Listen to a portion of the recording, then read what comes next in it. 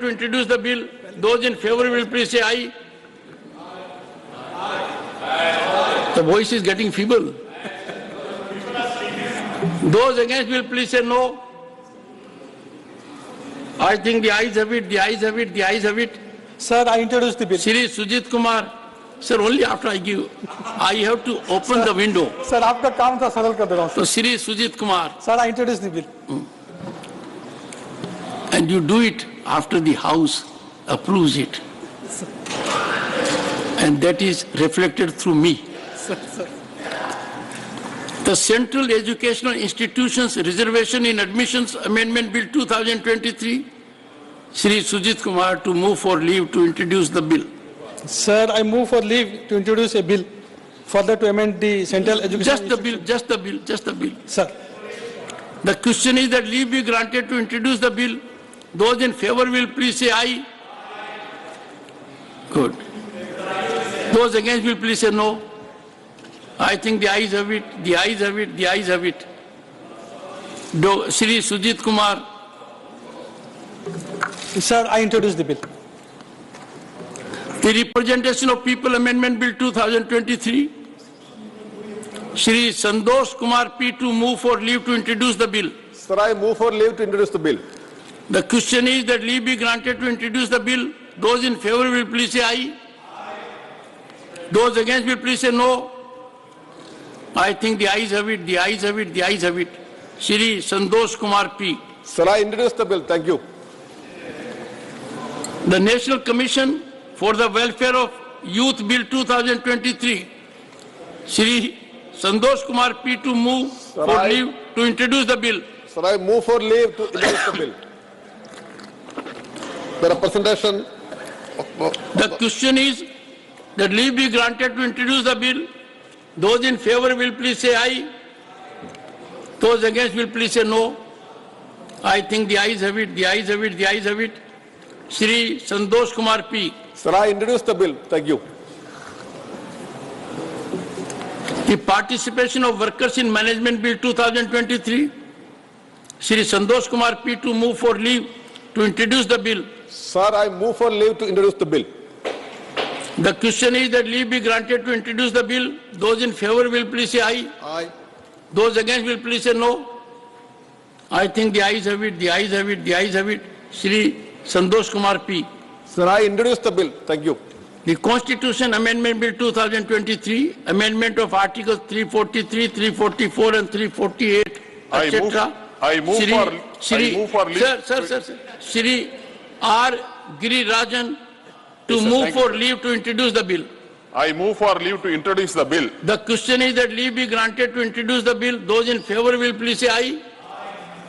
Those against will please say no. I think the ayes have it, the ayes have it, the ayes have it. Shri R. Girirajan. I introduce the bill. The Black Money Recovery Bill 2023. Okay, Papa. Shri M. Mohammad Abdullah to move for leave to introduce the bill. Thank you, sir. I seek to move for the leave to introduce the bill. The question is that leave be granted to introduce the bill. Those in favor will please say aye. Those against will please say no. I think the ayes have it, the ayes have it, the ayes have it. Shri M. Mohammad Abdullah. Thank you so much, sir. I introduce the bill. The Freedom of Marriage and Association and Prohibition of Crimes in the Name of Honor Bill 2023. Shri Ramnath Thakur to move for leave to introduce the bill. Move kiya. The question is that leave be granted to introduce the bill. Those in favor will please say aye. Aye. Good. Thakur Sahib said aye. Those against will please say no. I think the ayes have it, the ayes have it, the ayes have it. Shri Ramnath Thakur. I introduce the bill. The Constitution Amendment Bill 2023, amendment of Articles 124 and 217.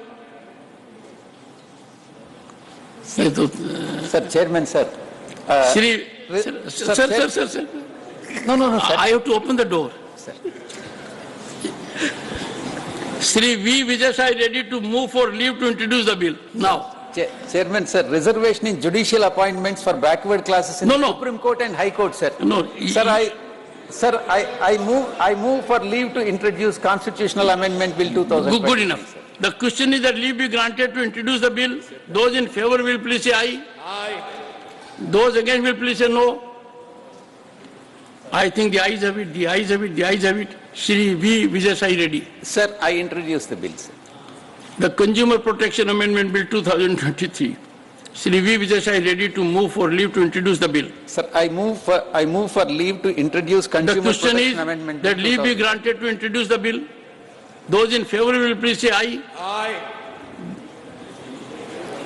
Vijay Sai Reddy forgot. Sir. Okay. Those against will please say no. I think the ayes have it, the ayes have it, the ayes have it. Shri V. Vijay Sai Reddy. Sir, I introduce the bill, sir. The Central Universities Amendment Bill 2023. Shri V. Vijay Sai Reddy to move for leave to introduce the bill. Sir, I move for leave to introduce Central Universities Amendment Bill 2020. The bill. The question is that leave be granted to introduce the bill. Those in favor will please say aye. Aye. Those against will please say no. I think the ayes have it, the ayes have it, the ayes have it.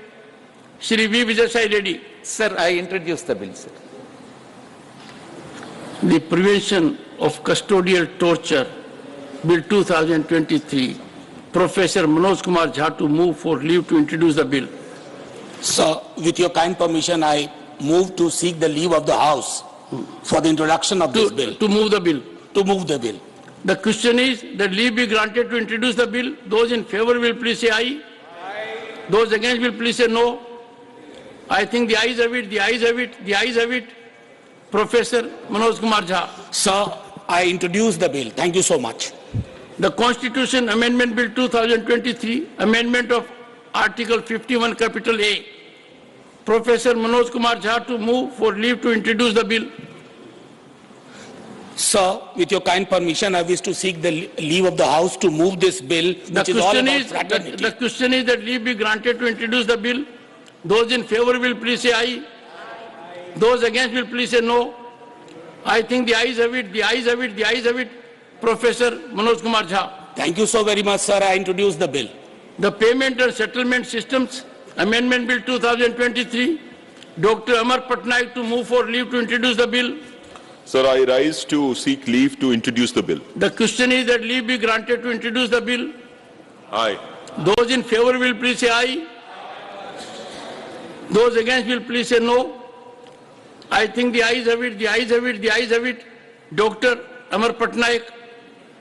I introduce the bill. Thank you, sir. The Indian Penal Code Amendment Bill 2023, substitution of sections 305 and amendment of section 375. Dr. Amar Patnaik to move for leave to introduce the bill.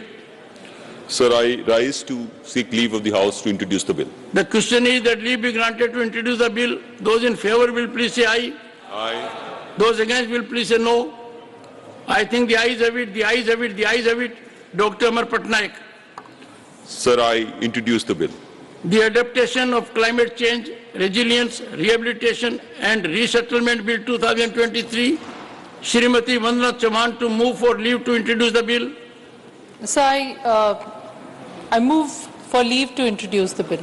The question is that leave be granted to introduce the bill. Those in favor will please say aye. Those against will please say no. I think the ayes have it, the ayes have it, the ayes have it. Shrimati Vandana Chauhan. I introduce the bill, sir. The Constitution Amendment Bill 2023, insertion of Article 16, Capital A. Shri M. Shanmugam to move for leave to introduce the bill. Thank you, sir. I move to leave to introduce the bill, sir. The question is that leave be granted to introduce the bill. Those in favor will please say aye. Those against will please say no. I think the ayes have it, the ayes have it, the ayes have it. Shri M. Shanmugam. I introduce the bill, sir. The Motor Vehicle Drivers and Other Workers Welfare Fund Bill 2023. Shri M. Shanmugam to move for leave to introduce the bill. Sir, I move for leave to introduce the bill, sir. The question is that leave be granted to introduce the bill. Those in favor will please say aye. Those against will please say no. I think the ayes have it, the ayes have it, the ayes have it. Sri M. Shanmugam. Sir, thank you, sir. I introduce the bills. The Representation of People Amendment Bill 2023, Sri Javed Ali Khan to move for leave to introduce the bill. माननीय सभापति जी, मैं लोक प्रतिनिधित्व संशोधन विधेयक 2023 को सदन में पुरस्थापित करने की अनुमति चाहता हूं। The question is that leave be granted to introduce the bill. Those in favor will please say aye. Those against will please say no. I think the ayes have it, the ayes have it, the ayes have it. Sri Javed Ali Khan. मैं विधेयक को पुरस्थापित करता हूं। The Constitution Amendment Bill 2023, amendment of Articles 111, 200 and 201, Sri A.D. Singh to move for leave to amend the bill. Sir, I move to leave for leave to introduce a bill further to amend the question is that leave be granted to introduce the bill. Those in favor will please say aye. Those against will please say no. I think the ayes have it, the ayes have it, the ayes have it. Shri A.D. Singh. I wish to introduce the bill. You don't wish? Permission, I wish to introduce the bill. No, don't wish. You say I introduce the bill. I introduce the bill. The Special Financial Assistant to the State of Bihar Bill 2023, Shri A.D. Singh to move for leave to introduce the bill. Sir, I move for leave to introduce the bill. The question is that leave be granted to introduce the bill. Those in favor will please say aye. Those against will please say no. I think the ayes have it, the ayes have it, the ayes have it. Shri A.D. Singh. I introduce the bill. The Indian Penal Code Amendment Bill 2023, insertion of new section 377 capital A. Shri A.D. Singh to move for leave to introduce the bill. Sir, I move for leave to introduce the bill. The question is that leave be granted to introduce the bill. Those in favor will please say aye. Those against will please say no. I think the ayes have it, the ayes have it, the ayes have it. Shri A.D. Singh. I introduce the bill. The Witness Protection Bill 2023, Shri S. Niranjan Reddy to move for leave to introduce the bill. Not present. The Compulsory Teaching of Lifestyle for Environment Life in Schools Bill 2023, Shri Biplab Kumar Dev to move for leave to introduce the bill. I rise to leave to introduce the bill. The question is that leave be granted to introduce the bill. Those in favor will please say aye. Those against will please say no. I think the ayes have it, the ayes have it, the ayes have it. Shri Biplab Kumar Dev. I introduce the bill. The National Commission for Fishermen Welfare and Support Bill 2023, Shri Mastan Rao Bida to move for leave to introduce the bill. Not present. The Mental Health Care Amendment Bill 2023, Shri Surendra Singh Nagar. Sir, I move for leave to introduce a bill. Let me read out. Let me open the window for you. Shri Surendra Singh Nagar to move for leave to introduce the bill now. Sir, I move for leave to introduce a bill. The question is that leave be granted to introduce the bill. Those in favor will please say aye. Those against will please say no. I think the ayes have it, the ayes have it, the ayes have it. Shri Surendra Singh Nagar. Sir, I introduce the bill.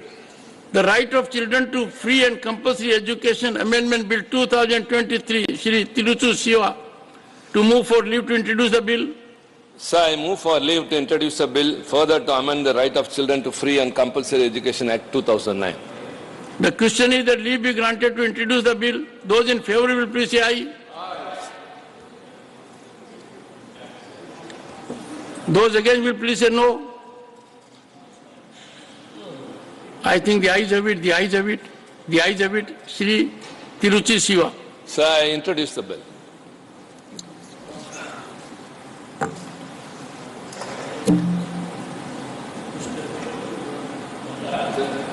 It has come to an end. The list has come to an end. I have to inform honorable members that the Business Advisory Committee in its meeting held today on the 8th of December 2023 has allotted time for government legislative business as follows.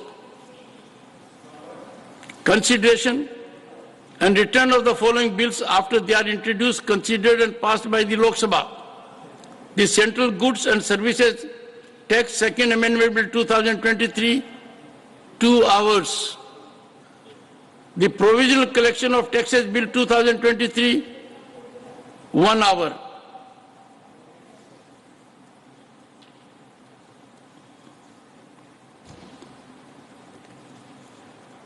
Honorable members, considerable time was taken today for the motions for introduction of about 70 private members' bills. I suggest we may continue with the consideration of private members' bill beyond 4:30 p.m. till 5:15 p.m. After that, permitted special mentions will be taken up. Is that sense of the House?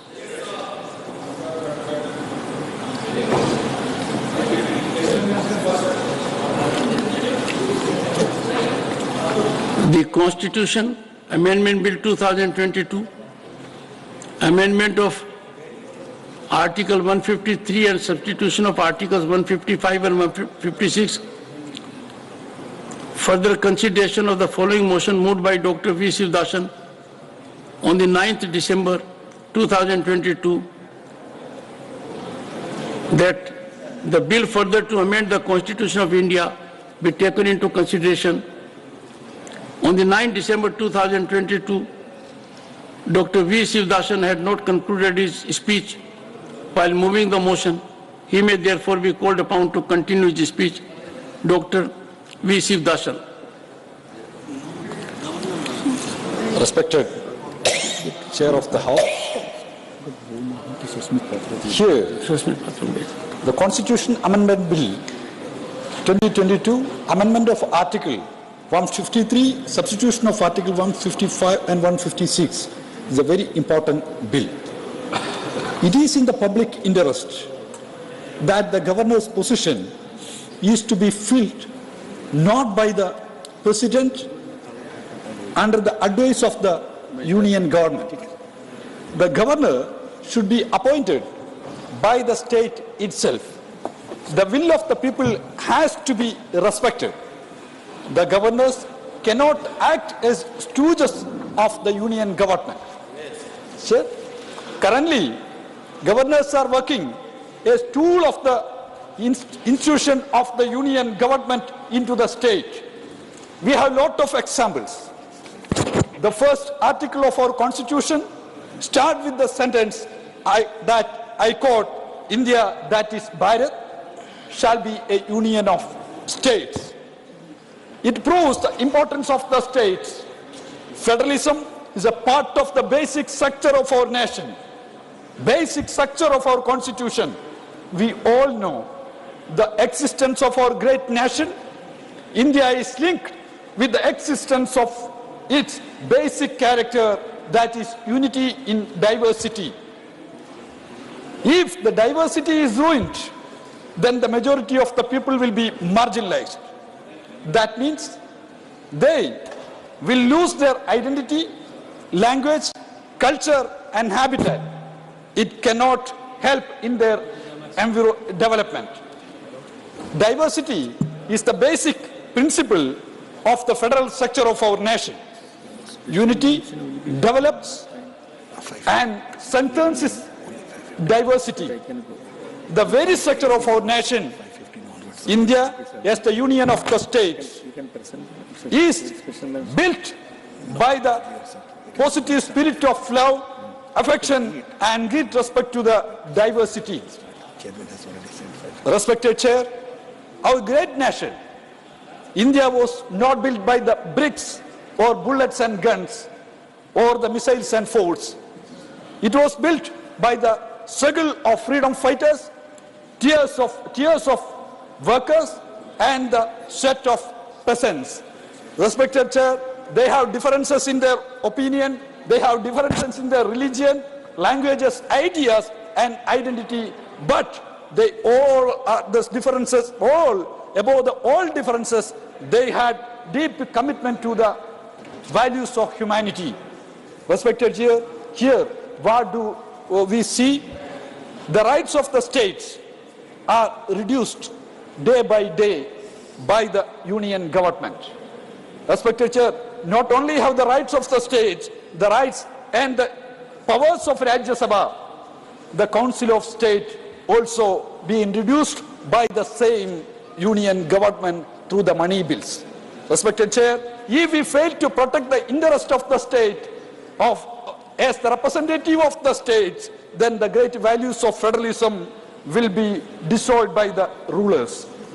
Chair, respected Chair, world history reminds us the autocrats and their political parties have always attacked the diversity, and they have tried to establish their own power, and they have promoted only a monolithic culture.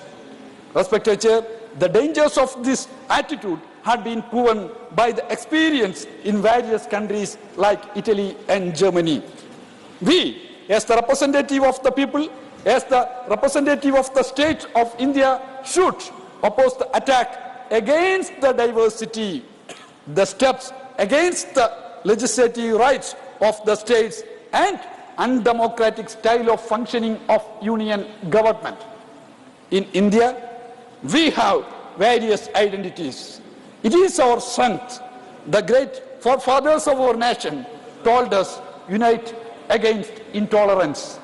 Respected Chair, when the British colonial powers, they had divided the state of Bengal into West Bengal and East Bengal. The people of Bengal had united and fought against the bifurcation. Finally, the British Empire, they had to surrender in front of the massive movement led by the unity of the people. The leaders of the present colonialism, big corporates, have identified that one of the premier enemies of them is the unity of the people. That is why the ruling class of the country is practicing the same kind of colonial policy, divide and rule. The governors in the states,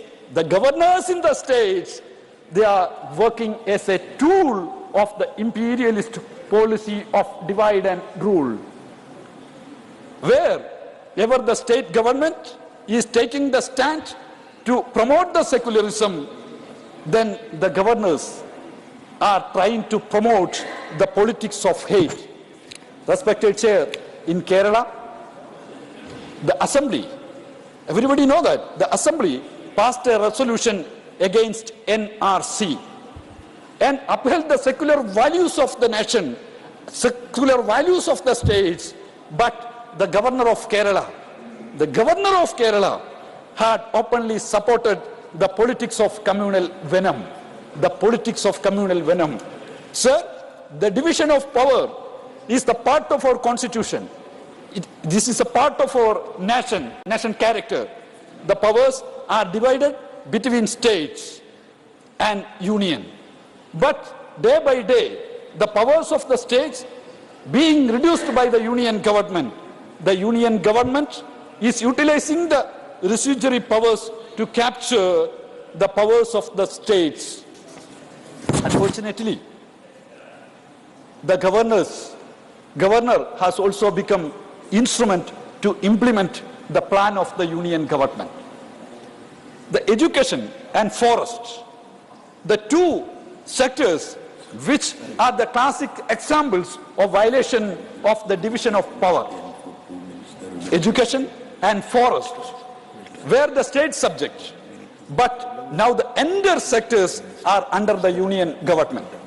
Earlier, agriculture was in the hands of the states, but the intrusion of the union government has happened there too. The dam and the hydel projects in the states are also serious cases of capture of power. Earlier, the state governments have some powers related to the states. The state governments have taken the stance against these kinds of interventions. But some governors of the states has openly criticized the initiatives of the states. It has widened the gap between the elected state government and the nominated governors. The people of the state are requesting for more autonomy, but the union government is trying to pave the way for more centralized administration through the governors. The states like Kerala, Tamil Nadu and Telangana are fighting for their rights in various ways. The representative of these states are here. Sir, kindly look at the approach adopted by the governors in the states. They are standing against the interest of their own state governments. The centralization versus decentralization is the core of the clash between states and the governors. Decentralization is the spirit of the age. That means the autonomy of the states, but also the autonomy of the Panchayati Raj institution. It is also a serious concern of the democratic movement in the country. Autonomy of the state does not mean the autonomy of the Raj Bhavans. Autonomy of the state does not mean the autonomy of the Raj Bhavans. The existing wrong notions of the governor and the union government should be corrected. The governors are holding the bills passed by the assembly in the name of concurrent list or reductory powers. The union government has so far ignored the demand of the states to place at least the residuary powers of legislation in the state list. The ministers are here, but the government, the union government, is not ready to hand over these residuary powers to the states. We have seen the examples of usage of residuary powers in many ways against the interest of the states. In agriculture sector, the union government has made new laws, but it was withdrawn by the people because of the struggle of the people. About 800 people martyred in the struggle. But the governors, the titular head of the nation, were silent. They did not make any single statement against the move of the union government, the move of the government against the people, the move against the farmers of their state. On the other hand, many times the governors have criticized the state government. When the state government intervened for the protection of the people in the state assemblies, passed the resolution against the anti-people laws made by the union government.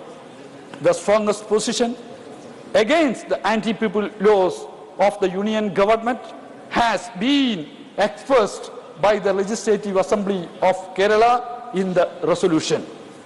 But the titular head of the state took the stand against the resolution, against the interest of the state and the interest of the farmers. Then what is the meaning of the usage? The head of the state, the word head of the state. We all know the federal structure and great values of the constitution will be destroyed by these kinds of legislations by the union government. In education sector, state government have faced various issues. Everybody knows the extreme centralization in education sector is the one of the motto of the union government. The issue of NEET still exists. The Tamil Nadu state, the representative from Tamil Nadu is here. Tamil Nadu state government has taken a very strong stand for the protection of the interest of their state in the education sector. Naturally, it is against the interest of the union government, it is against the wishes of the union government. The Legislative Assembly has passed the resolution against the NEET. The governor of the state openly criticized the state government and their principled position on the issue of NEET. The powers in the union government, the union list, are in the hands of the union government. They are taking the decisions unilaterally without any inclusion of the opinion of the states. Moreover, there is no formal institutional structure for the mandatory consultation between the union and the states for the legislation under the concurrent list. Sir, state revenue and the role of the governor should be discussed here. Why? This is an important subject. The revenue of the state is facing a lot of problems because of the intervention of the governors. In this great republic, one of the governor in India openly told the public that he did not sign the budget speech of the state government. It has created an uncomfortable situation in the state. The duty of the governor is to follow the advice of the cabinet. The wise men who have adorned this post had worked in such a way. But reality of the spirit is that the wisdom is rare in Rajya Bhavans. The post-liberalization period witnessed a sharp decline in the fiscal health of the state government. Most of the states are facing fiscal crisis. The important factor behind this fiscal crisis strain is the policy of the union government. That is why the states are facing the fiscal crisis. Many states have tried to introduce different alternative measures to overcome the situation. But unfortunately, then the governors are making headills. The governors are making headills. The residuary powers of taxation in the sphere of services are being unilaterally used by the union government. To the total exclusion of the states, the GST captured the end right of the taxation of the states and LSGs. The allocation of the money to the states is linked with the reforms in the administrative sector. The financial allocation. Honourable Member, may I just request you, in the previous session, you had taken about 21 to 31 minutes roughly to speak. You have taken about 15 minutes. So if you think about concluding shortly, then other members will also get an opportunity. I will finish. Thank you. Because you had already spoken in the earlier session, that is why I'm just requesting. Thank you. The residuary powers of taxation, already I mentioned here, the allocation of the money to the states is linked with the reforms in the administrative sector.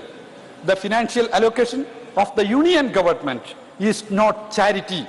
It is the right of the states. So the financial allocation should not be linked to any kind of reforms by the union government. The governors should stand for the financial autonomy of the state. It is the duty of them. The financial burden of the state caused by the governors should be discussed. Fiscal crisis of the states and the expenses of the governors should be debated.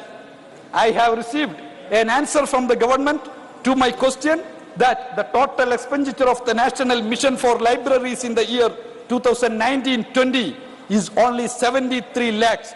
Annual expenditure of some Rajya Bhavans is more than 30 times. Respected Chair, media has reported Maharashtra government has given an answer to an RTI question. They revealed that the expenditure of governor for 2 years is 60 crore rupees. It is the 10 times of the allotted amount of the union government to National Mission for Libraries. Currently, the expenditure of the running of the office of the governor and the family of the governor is the duty of the state. This expenditure of the governors should be audited by the society. The governors are appointed by the union government, but the salary and other allowances are paid by the state government.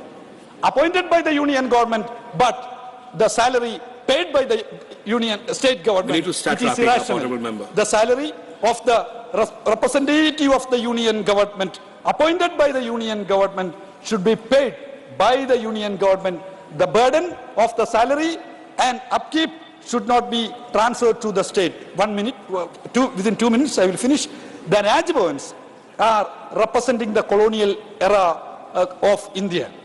Majority of the Rajbhavans are not only the residents of the governors, but also their leisure houses. Look at the existence, expenditure and facilities of the Rajbhavans. In Maharashtra, 4 Rajbhavans, Mumbai, Nagpur, Pune, Mahabaleshwar, sir. 1 governor is residing in 4 palaces in a single state. A palace for 3 months. That means for the rest of 9 months, the palace is empty. Then how this palace will be maintained? When governor is not there, who will occupy the palace? Crores of Indians are living without a shelter, but a governor, a titular head of the national state, is using 4 palaces. Why these kind of practices are continuing? During the travel, the VVIPs, chief minister and ministers, are utilizing the circuit houses or guest houses. Then why the permanent palaces for the governor in different places? They hardly stay in these palaces. Uttarakhand, sir, 2 Rajbhavans, Dehradun and Nainital. Nainital Rajbhavan occupies 220 acres land, which includes 45-acre golf course. The residence of the governor is a highly restricted area, but the golf course is 45 acres. State government should ensure that this land is occupied, land is properly utilized. And in Tamil Nadu, sir, Tamil Nadu, there are 2 Rajbhavans. I'm giving you the last minute, thereafter I'll move on. I will mention on the residential. I've already indulged you in the previous session. You have spoken 31 minutes. Tamil Nadu, there are 2 Rajbhavans. They are Chennai and Ooty. Chennai Rajbhavan estate is 156 acres. It is in the reserved forest area. It might be buffer zone. In Tamil Nadu, I don't know, the governor is in the buffer zone. Ooty is one of the noted tourist place of the nation. Is the governor is a tourist, sir. Winter palace, summer palace. How rich a country, sir.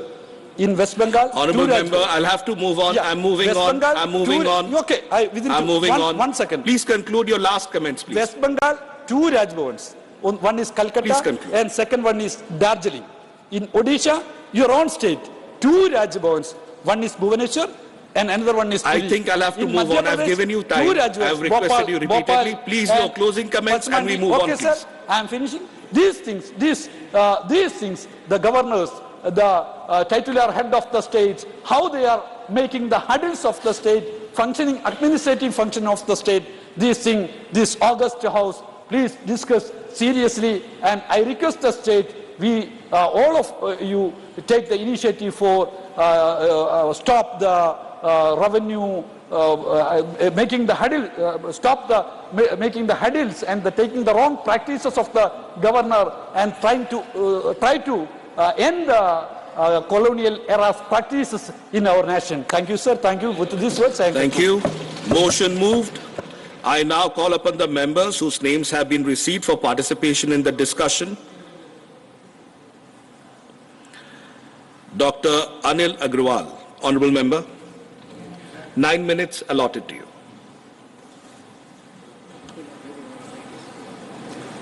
महोदय, भारतीय संविधान की एक खूबसूरती रही है कि किसी भी पद पर, किसी भी संवैधानिक संस्था पर कोई ना कोई क्रॉस चेक जरूर रहता है। इस संविधान में जो गवर्नर का पद है बहुत ही महत्वपूर्ण पद है, और जब संविधान निर्माताओं ने भारतीय संविधान को बनाया, बहुत सोच समझकर इस पद को बनाया गया, और इस पद पर हमेशा बहुत ही विद्वान व्यक्ति रहे हैं।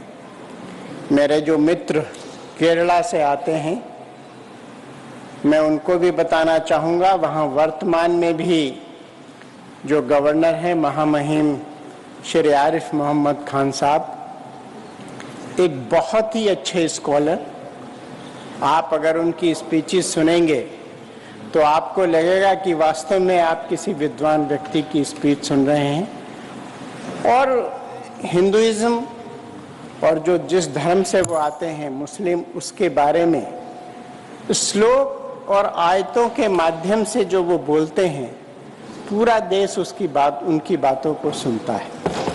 अधिकांश ऐसे हमारे महामहिम हैं जो वास्तव में बहुत ही विद्वान हैं और वो संविधान की रक्षक के रूप में स्टेट में काम करते हैं। जो मेरे मित्र ने कहा, अगर उस बात को मान लिया जाए तो पूरी जो संवैधानिक ढांचा है वो ही चरमरा जाएगा। और जो क्रॉस एंड चेक की जो हमारी एक संस्कृति है, पद्धति है, एक तरीका है, वो पूरा का पूरा हमारा समाप्त हो जाएगा। और स्टेट गवर्नमेंट्स जो चुन के आएंगी वो पूरी तरह से मनमानी हो जाएंगी, बेलगाम हो जाएंगी।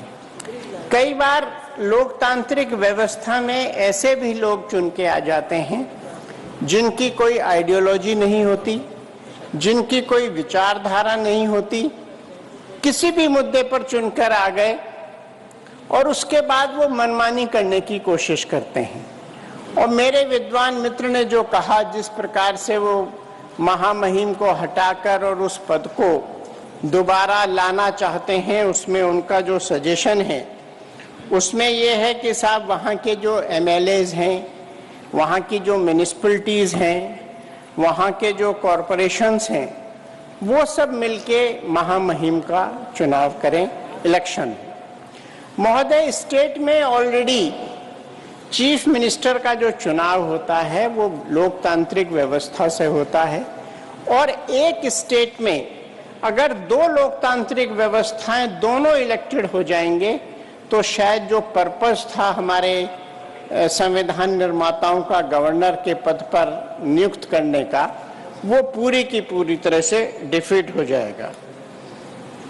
महोदय, मेरे मित्र ने एक ये भी सुझाव दिया है अपने बिल में कि 2/3 अगर MLAs को चाहें तो वो गवर्नर को हटा सकते हैं। गवर्नर के पद पर वर्तमान में जो नियुक्ति होती है वो महामहिम राष्ट्रपति जी के द्वारा होती है और राष्ट्रपति इलेक्टेड पद है। महामहिम राष्ट्रपति जी का जो चुनाव होता है उसमें हर विधानसभा के विधायकगण, लोकसभा के सांसदगण, राज्यसभा के सांसदगण, सबकी डिफरेंट वैल्यूज MLAs की रहती है, MPs की रहती है और पूरे देश में उसका एक बहुत ही लोकतांत्रिक तरीके से चुनाव होता है। और उस चुनाव के आधार पर महामहिम राष्ट्रपति का पद पर व्यक्ति आसीन होता है। उनकी इंटीग्रिटी को या उनके द्वारा नॉमिनेटेड व्यक्ति को किसी भी प्रकार से शंका की दृष्टि से देखना मेरे ख्याल से ये उचित नहीं होगा। मैं आपको पूर्व में भी ले जाना चाहता हूं, जो मेरे मित्र मुझे लगता है गवर्नर के पद से परेशान हैं। कुछ कांग्रेस सरकारों में इस प्रकार के गवर्नर्स रहे हैं जिनका आचरण ठीक नहीं रहा, तो मुझे लगता है वो दृष्टांत उनके सामने है। लेकिन अधिकांश मामलों में इस प्रकार की व्यवस्था नहीं है और गवर्नर्स की अपनी एक गरिमा है। आप देखिए, जब स्टेट इलेक्शंस का चुनाव होता है उस समय गवर्नर का कितना इंपॉर्टेंट रोल होता है। अगर गवर्नर भी राजनीति से प्रेरित होकर काम करने लगे तो मुझे लगता है पूरी की पूरी जो संवैधानिक व्यवस्था है, चीफ मिनिस्टर को शपथ दिलाने की व्यवस्था है, उनका सदन में जो बहुमत सिद्ध करने की व्यवस्था है, वो पूरी की पूरी प्रक्रिया जो है वो प्रभावित हो सकती है। महोदय, राजभवन के रेजिडेंसेस के बारे में कुछ मेरे मित्र ने बताया है कि किसी स्टेट में 3 हैं, कहीं 4 हैं। मैं आपको बताना चाहूँगा कि राजभवन वास्तव में कई स्टेट में ज़्यादा हैं, लेकिन उसमें 1 सीट या 2 सीट महामहिम राज्यपाल के लिए आरक्षित रहता है। बाकी का जो राजभवन है वो बहुत सारे व्यक्तियों के द्वारा यूज किया जाता है, उनके सेक्रेटरीज के द्वारा यूज किया जाता है। और उन राजभवनों में जब महामहिम नहीं भी रहते तब भी स्टेट में वीआईपी गेस्ट उसी राजभवन में निवास करते हैं। और ये एक ऐसी व्यवस्था है जो सुरक्षा की दृष्टि से भी उचित है। कई बार हमारे बहुत सारे ऐसे गणमान्य व्यक्ति होते हैं जो उस स्टेट में विजिट करते हैं और विजिट करते समय उनकी सुरक्षा का विशेष ध्यान रखा जाता है, तो उनको उन राजभवनों में ठहराया जाता है। वो राजभवन सुरक्षा की दृष्टि से बहुत अच्छी लोकेशंस पे हैं, उनकी सुरक्षा व्यवस्था अच्छी है, तो उसमें जो हमारा बाकी की जो चिंताएं होती हैं उन महामहिम व्यक्तियों को ठहराने की, वो चिंताएं हमारी दूर हो जाती हैं। महोदय, आज जो राष्ट्रपति महोदय द्वारा गवर्नर को चुने जाने का, चयनित करने का जो सिस्टम है वो भी बहुत लोकतांत्रिक है, और अगर उसमें हम किसी भी प्रकार की छेड़छाड़ करने की कोशिश करेंगे तो मुझे लगता है उसका रिजल्ट बहुत खराब होगा। हमारा जो गवर्नर का पद है बहुत ही एक महत्वपूर्ण पद है और राज्य सरकार की मनमानी को रोकने का एकमात्र जरिया है कि वो राज्यपाल की रिपोर्ट के आधार पर राष्ट्रपति उसमें बहुत सारे निर्णय करते हैं। लेकिन मैं यहाँ ये भी बताना चाहता हूँ कि उस व्यवस्था पर भी हमारे न्यायालयों द्वारा उचित कार्रवाई समय समय पर की गई है। अगर किसी महामहिम राज्यपाल द्वारा कोई निर्णय गलत लिया गया है, कोर्ट में चैलेंज हुए हैं बहुत सारे निर्णय, विशेषकर जो उनके निर्णय चैलेंज हुए हैं वो निर्णय हैं जो सरकार के फॉर्मेशन से हैं, सरकार के बनाने से हैं, चीफ मिनिस्टर के शपथ से लेके chief minister nomination, chief minister का सदन में बहुमत, ये सारी की सारी व्यवस्थाएं जो हैं वो कई बार चैलेंज हुई हैं। उनमें भी लेकिन अधिकांश समय जो न्यायालयों के द्वारा जो निर्णय आए हैं। माननीय सदस्य, 1 मिनट आपका और है, और 1 मिनट है। कोई बात नहीं, मैं कंक्लूड करता हूं सर। उनमें भी जो व्यवस्थाएं रही हैं वो ऐसी रही हैं कि उनमें अधिकांश निर्णय जो महामहिम राज्यपाल के द्वारा लिए गए वही निर्णय अपहरण हुए हैं। मैं पुनः अपने मित्र से ये अनुरोध करूंगा कि उन्होंने जो ये बिल लाया है इसको वो वापस लें।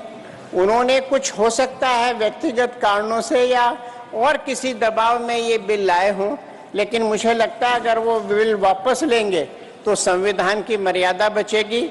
संविधान भारत का जो निर्माताओं ने बहुत सोच समझकर बनाया है और एक ऐसे पद पर जो बहुत बड़ा संवैधानिक पद है, उस पे हम किसी भी प्रकार से अगर मुझे लगता है छेड़छाड़ करेंगे तो ये उचित नहीं होगा। और मुझे लगता है कि मैं पूरे सदन से ये अनुरोध करूं कि इस बिल के विरोध में अपना मत करें। धन्यवाद। जय हिंद, जय Bharat.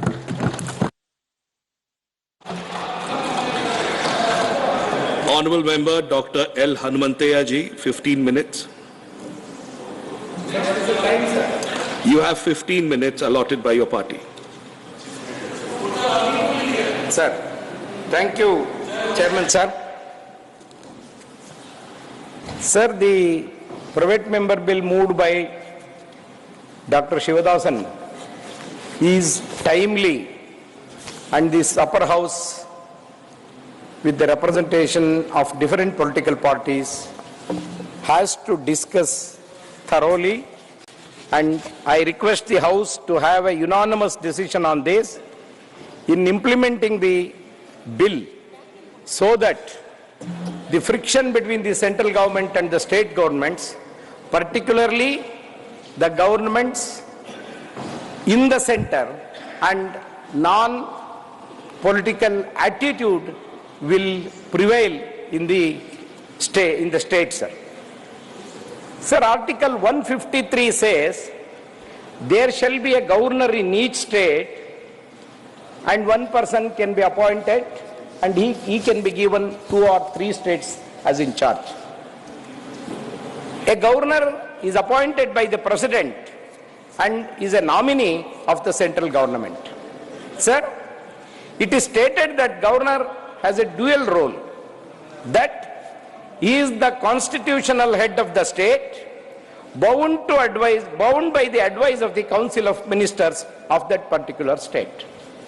Sir, he functions as a vital link between the union government and the state government.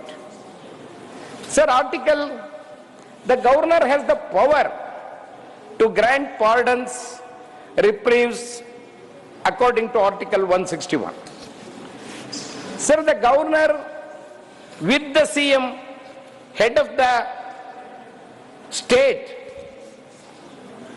that accepts some conditions for discretions, he has to take the advice of the Chief Minister of the state, who is the head of the executive.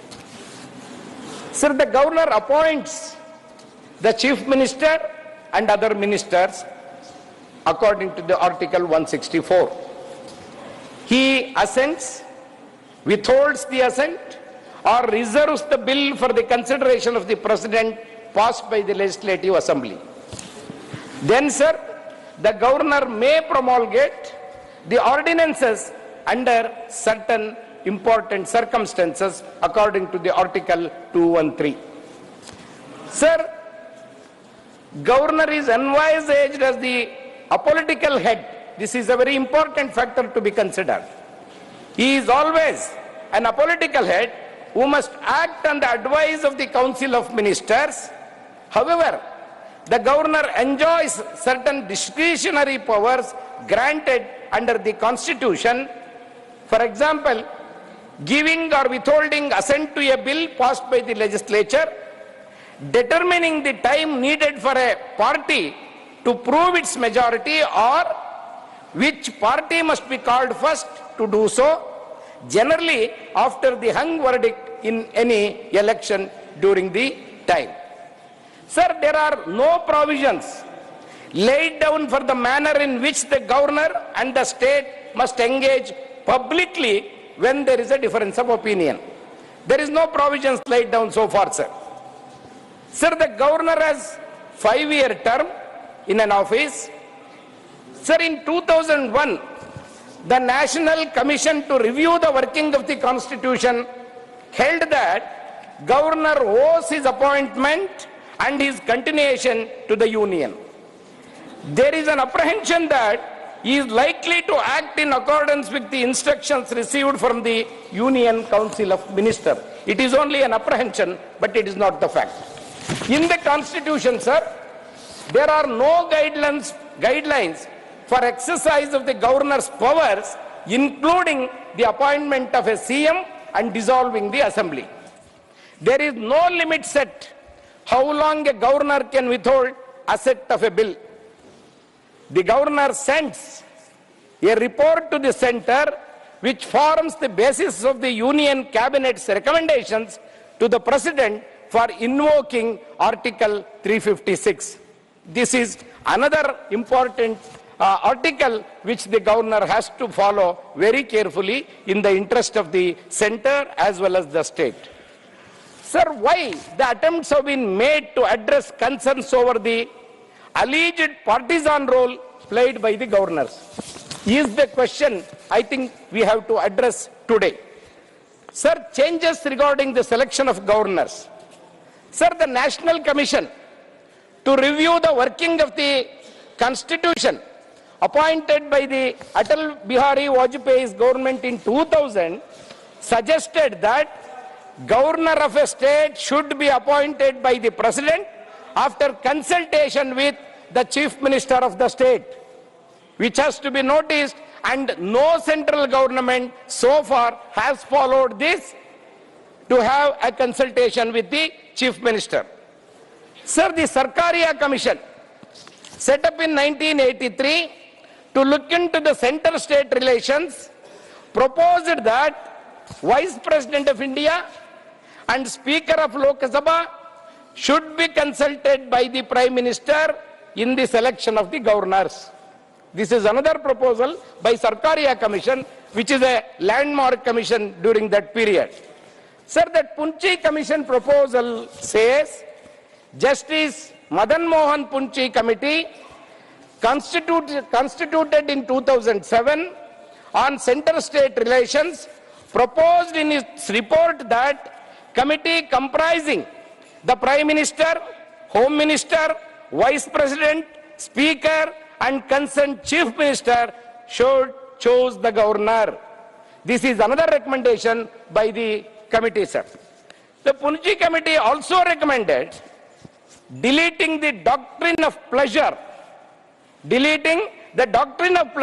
from the Constitution, but backed the right of the Governor to sanction the prosecution of ministers against the advice of the state government. So it also argued for a provision for impeachment of the Governor by the state legislature.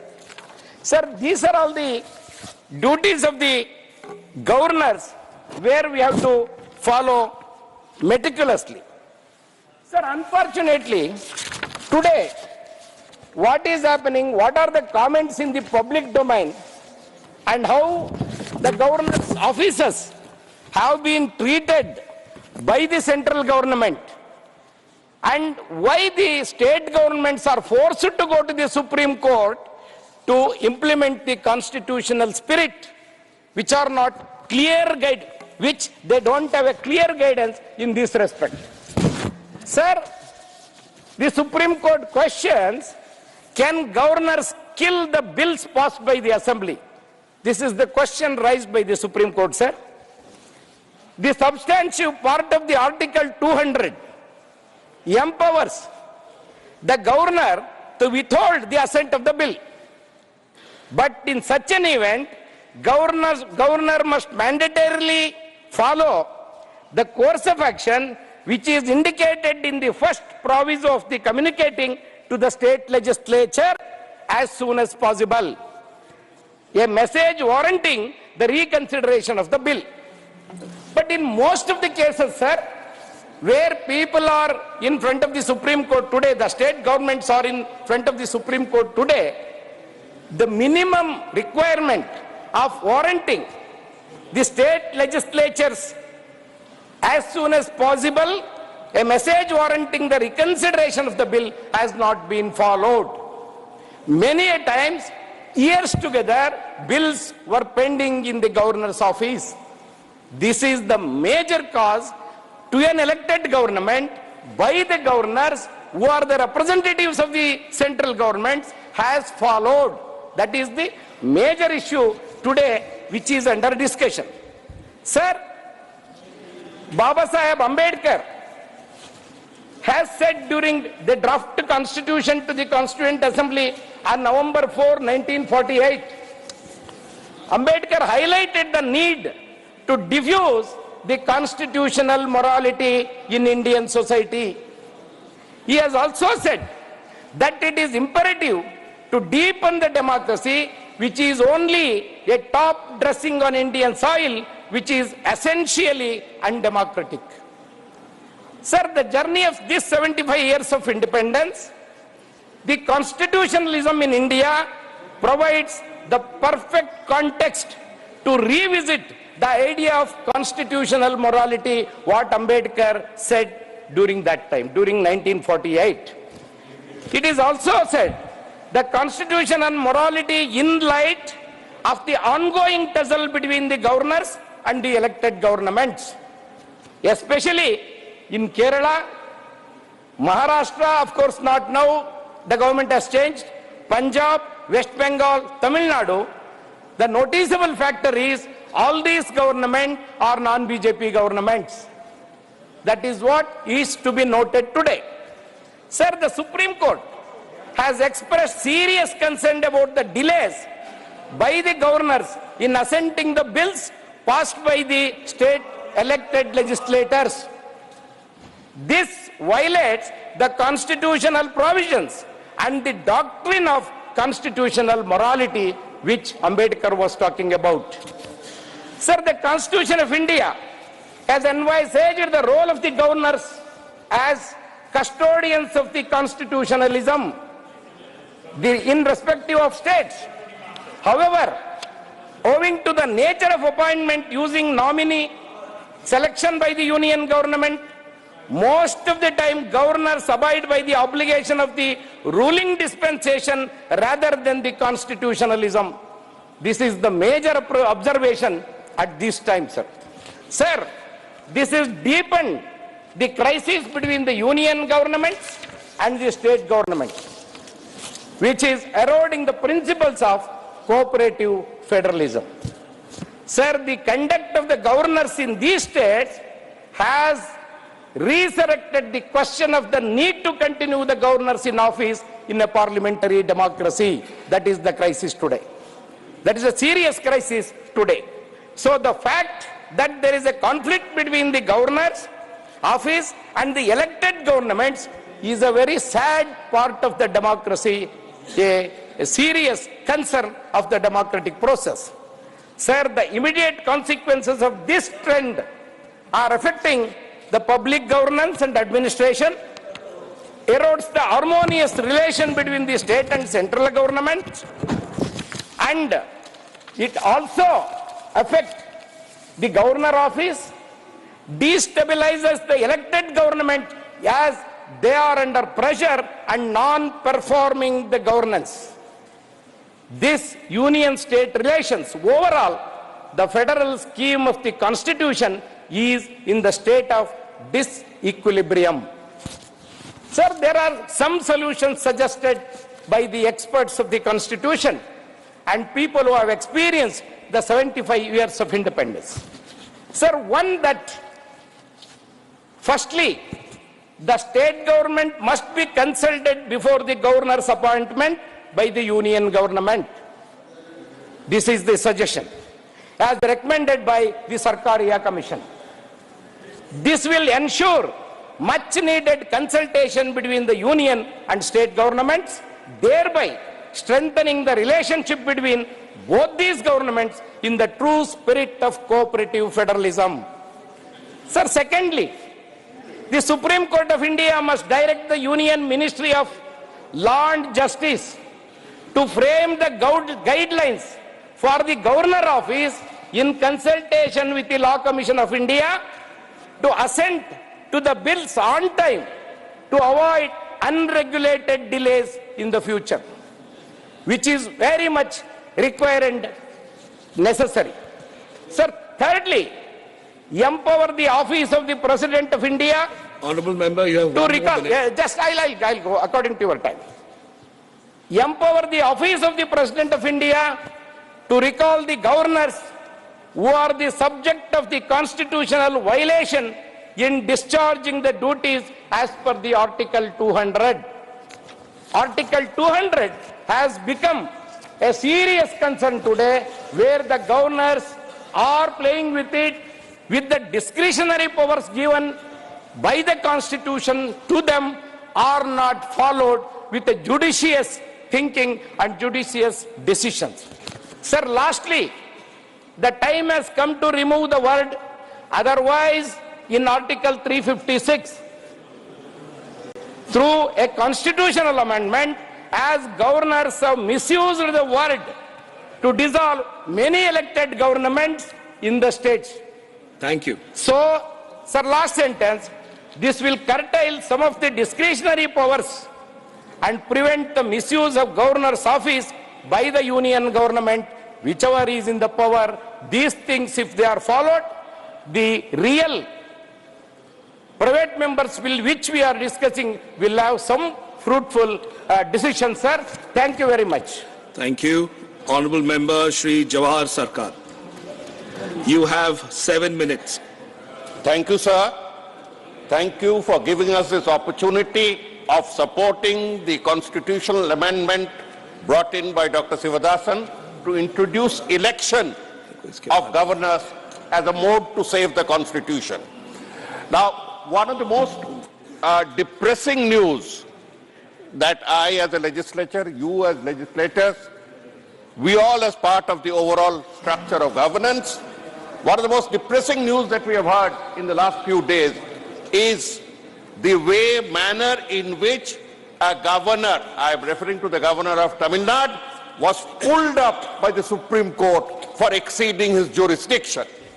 The Supreme Court has intervened from time to time, pulling up the governors of Kerala. Our governor in West Bengal has set new records, pulling up the governors of Maharashtra for exceeding their powers. This all emanates from one mischievous word. I use the word, sir, one mischievous word in the Constitution that was a legacy of the colonial past. And this word is found, discretion is found in Article 163, sub-article clause 2.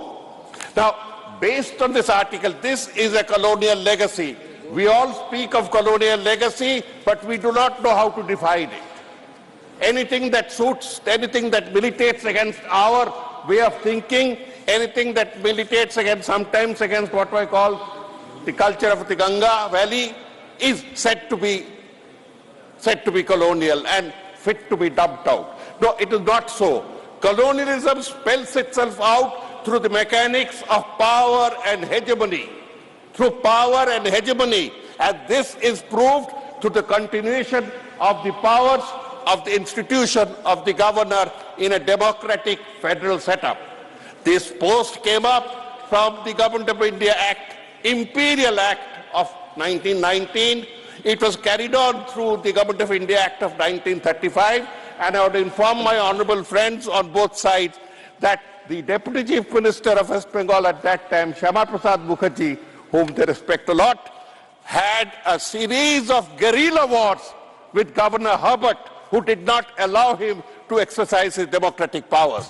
Now, in a free and federal and democratic India, we should have learned the lesson and circumscribed, cut the talons of the governor, but instead we put this 163(2). Today, this bill seeks to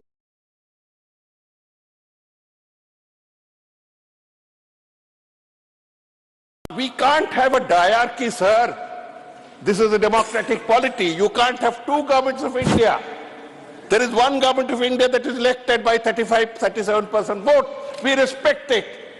Respect also the state governments that have been elected by the same electorate for governing their states. And do not assume that just because you have a colonial post, you can interfere with it, you can trip it, you can sabotage it whenever you feel like. You cannot. You have learnt your lessons in the opposition. While in the opposition, you will learn them again when you come to the opposition. Now, having said this, West Bengal has the singular fortune of being out with the central government for 49 years. 2-3 generations. My generation has never seen any ability. And the instrument of the post of governor is used for every purpose, including the interference with the intrinsic law and order powers of the state. If there is any comment to be made, let the Home Ministry come up and make a comment. But why should a governor advised by an undersecretary? I am saying, sir, at the cost of contradiction, all governors, irrespective of regime, are run by diktats issued by undersecretaries and deputy secretaries of the Ministry of Home Affairs.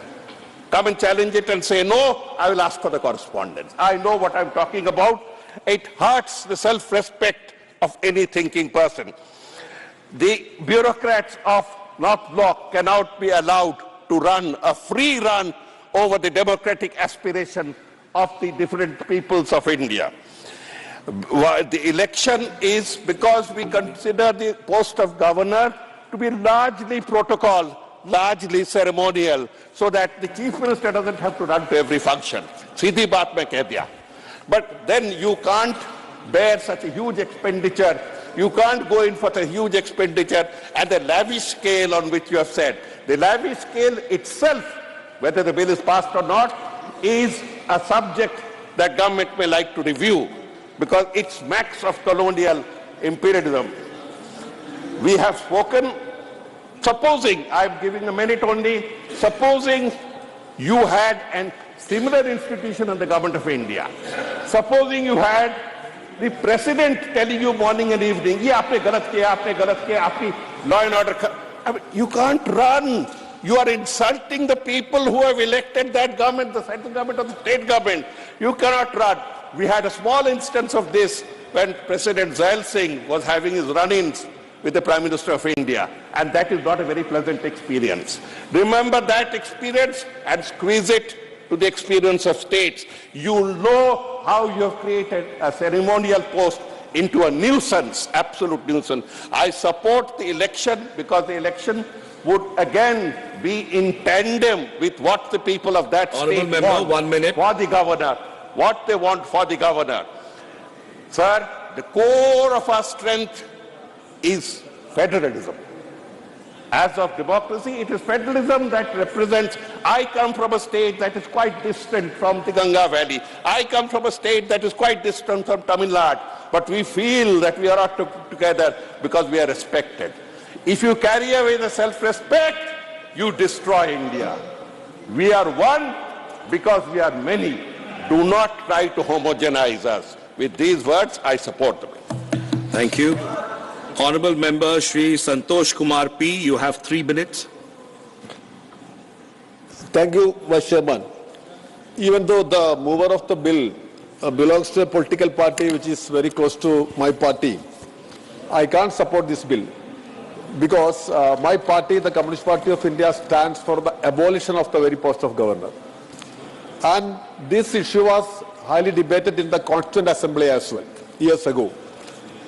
And Rohini Kumar Chowdhury, a prominent member from Bihar, had stated that a piece of cow dung can spoil an entire vessel of milk.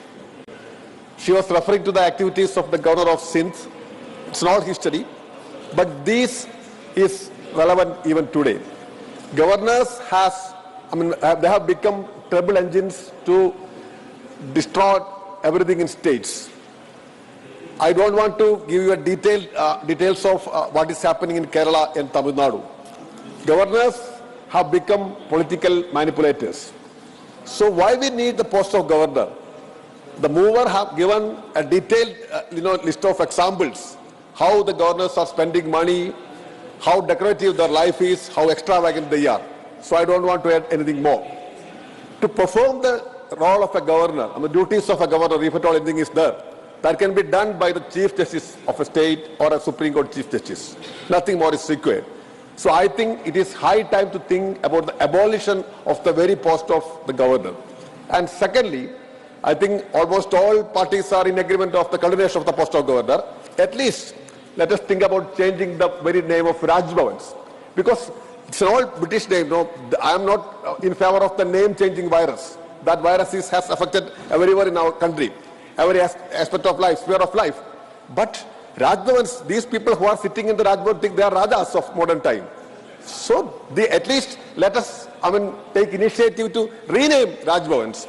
And moreover, I can tell you, this extra-constitutional overstepping activities of the governors must be condoned at any cost.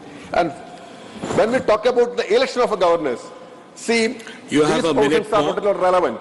Because the electoral college which he suggests consists of even local representatives, or representatives from local bodies. That makes it's a very strong position because the chief minister, if you want to elect the chief minister, what you want, you have to, the members of the assembly can elect the chief minister. But here to elect the governor, you need the support of members of the assembly plus local body representatives. That makes the post of the governor. Time is running out. Let me complete, sir, please. 1 minute. Make it more, more powerful. So that it should not be higher than the elected chief minister of a state. The chief minister is, of course, that is the highest democratically elected body in a state. Then how can be the governor above that? Then, moreover, to dismiss the governor, we don't want the representatives from the local bodies. Honourable member, your time is over. That also Please conclude. of the bill.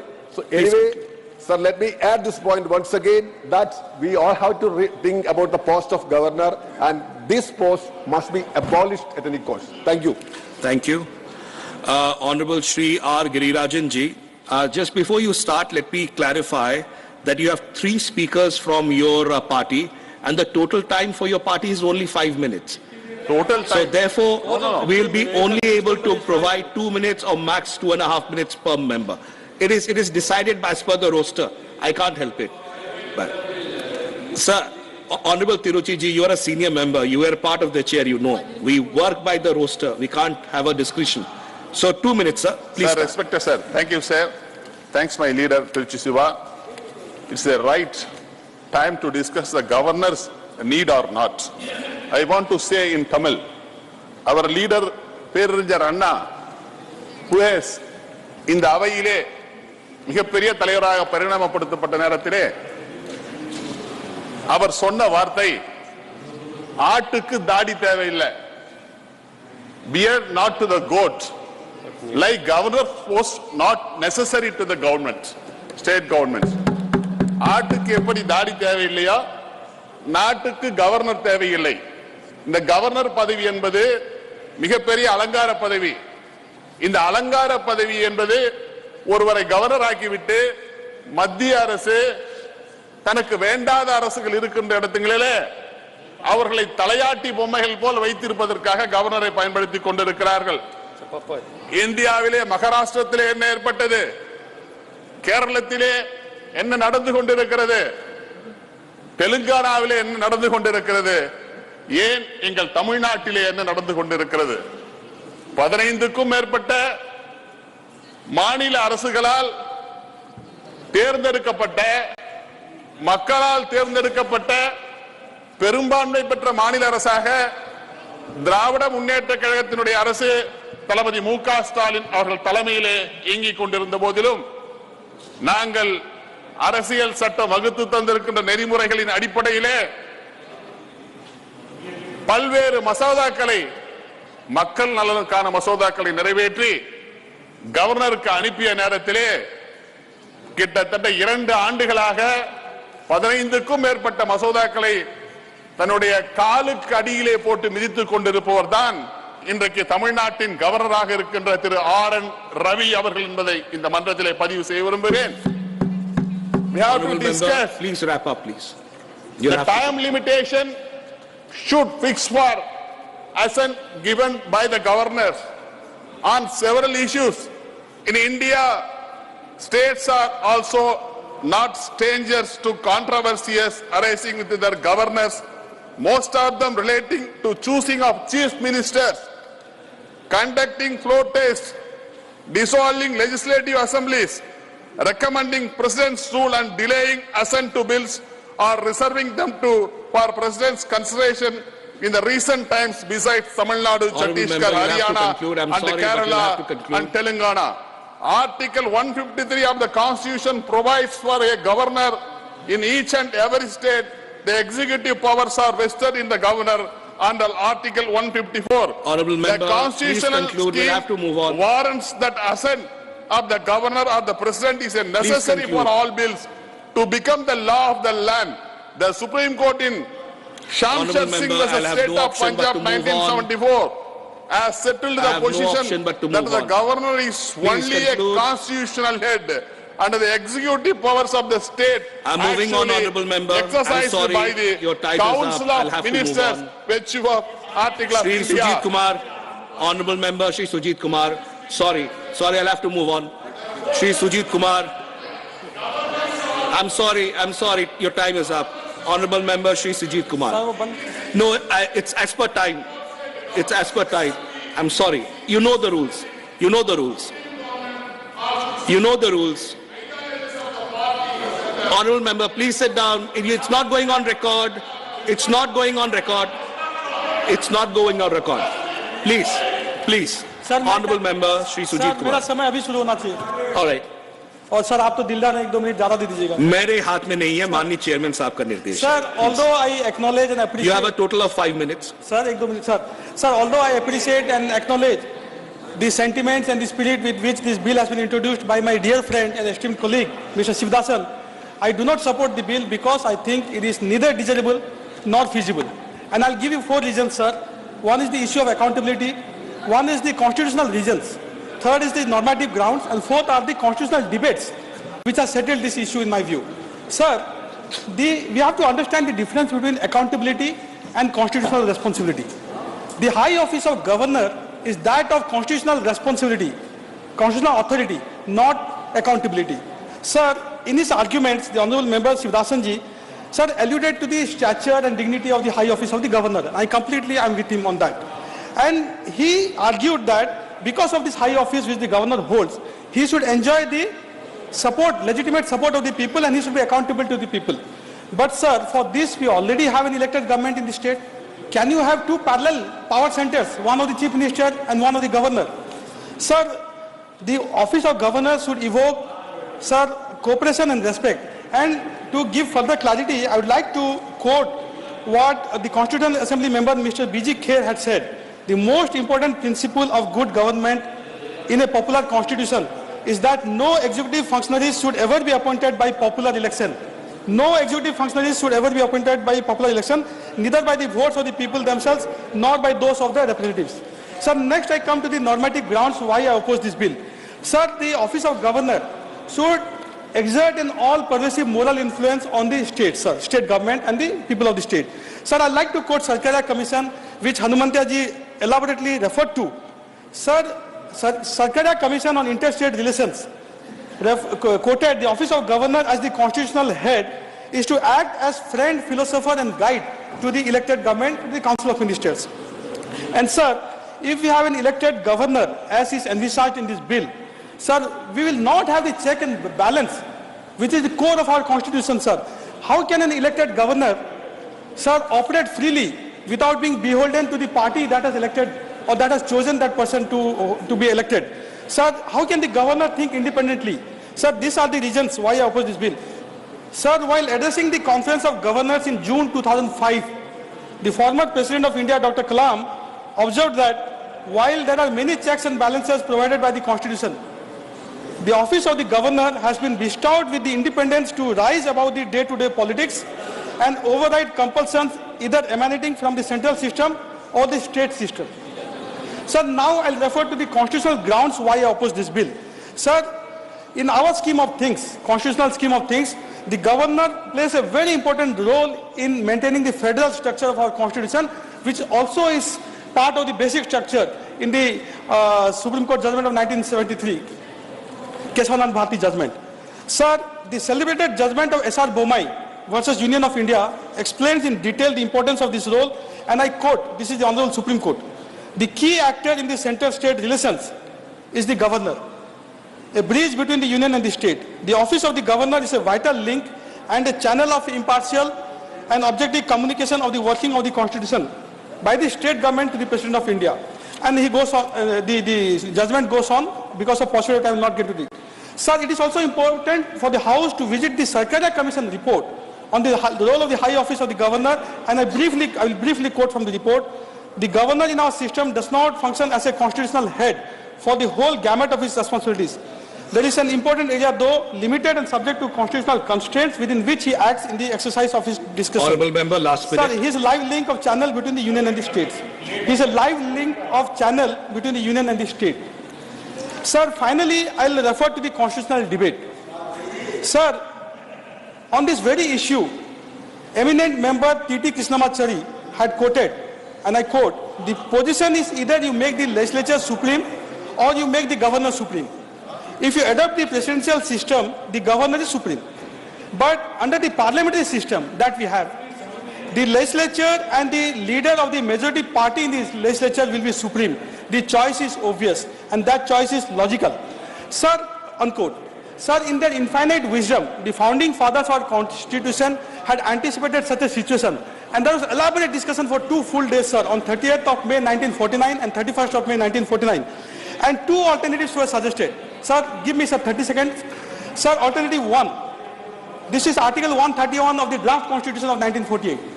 First alternative, the governor of a state shall be elected by direct vote of all persons who have the right to vote at a general election for the Legislative Assembly of the state.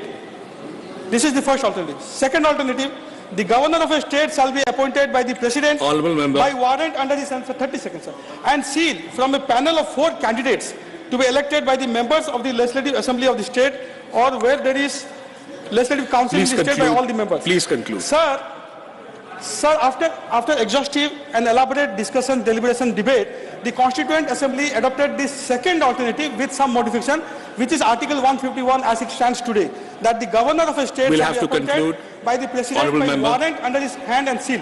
And sir, our first Prime Minister Pandit Nehru also, sir, sided with this argument, the second alternative. Please conclude. And Please sir, conclude. I feel there is no compelling reason to deviate from the wisdom of our founding fathers, and I oppose this. This is the reason I oppose this. Honourable member Professor Manoj Kumar Jha, you have 3 minutes. Vice chairman साहब, आपको शुक्रिया कहने में और जय हिंद बोलने में ही वक्त गुजर जाएगा। बहरहाल माननीय उपसभापति महोदय, वाइस चेयरमैन साहब, मैं उन तमाम पीड़ित राज्यों के पक्ष में खड़ा हूं जो अपने अपने लाट साहब से परेशान हैं, और परेशानी कई तरह की है। मैं तो ये मानता हूं हमारे बीजेपी के मित्रों के पास बहुत अच्छा पूल है। अब यही कितने लोग हैं जिनको मैं चाहूंगा अपने स्टेट ले जाऊं, बिहार गवर्नर बना करके। अच्छे लोग हैं, लोकतांत्रिक, विशाल हृदय। तो सर, माननीय उपसभापति महोदय, एक वाकया बताना चाहता हूं। 1952 में बीसी राय, कोई नहीं है तृणमूल के शायद, बीसी राय वेस्ट बंगाल के चीफ मिनिस्टर थे। नेहरू जी ने किसी को गवर्नर नियुक्त करने की कोशिश की, तो बीसी राय साहब ने कहा कि हमारे यहां नॉन बंगाली गवर्नर नहीं चलेगा। हालांकि उसके बाद काफी चीजें बदल गई, तो एचसी मुखर्जी साहब की नियुक्ति हुई। फिर 57 में वैसा ही कुछ हुआ, तो बीसी राय जी ने फिर कहा कि ना, वही बात अभी भी रहेगी, हमको बंगाली गवर्नर चाहिए। तो पद्मजा नायडू पर सहमति बनी। पद्मजा नायडू बाइलिंगुअल थी, मदर बंगाली, फादर आंध्राइट।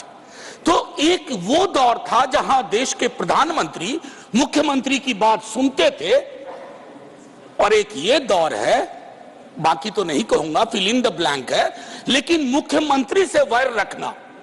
गवर्नरों ने अपना दायित्व समझ लिया। कितने नाम गिनाऊं, कहां तक सुनोगे, कहां तक सुनाऊं, हजारों हैं शिकवे, क्या क्या गिनाऊं। अब हाल में ही सर्वोच्च न्यायालय की टिप्पणी आई। वो टिप्पणी क्या कहती है? ये गवर्नर सचमुच अपने को लाट साहब समझते हैं। जब एक राज्य में राज्य की चुनी हुई व्यवस्था का मुख्यमंत्री अगर वो कुछ करना चाहते हैं, गवर्नर साहब बिल पे बैठ जाते हैं।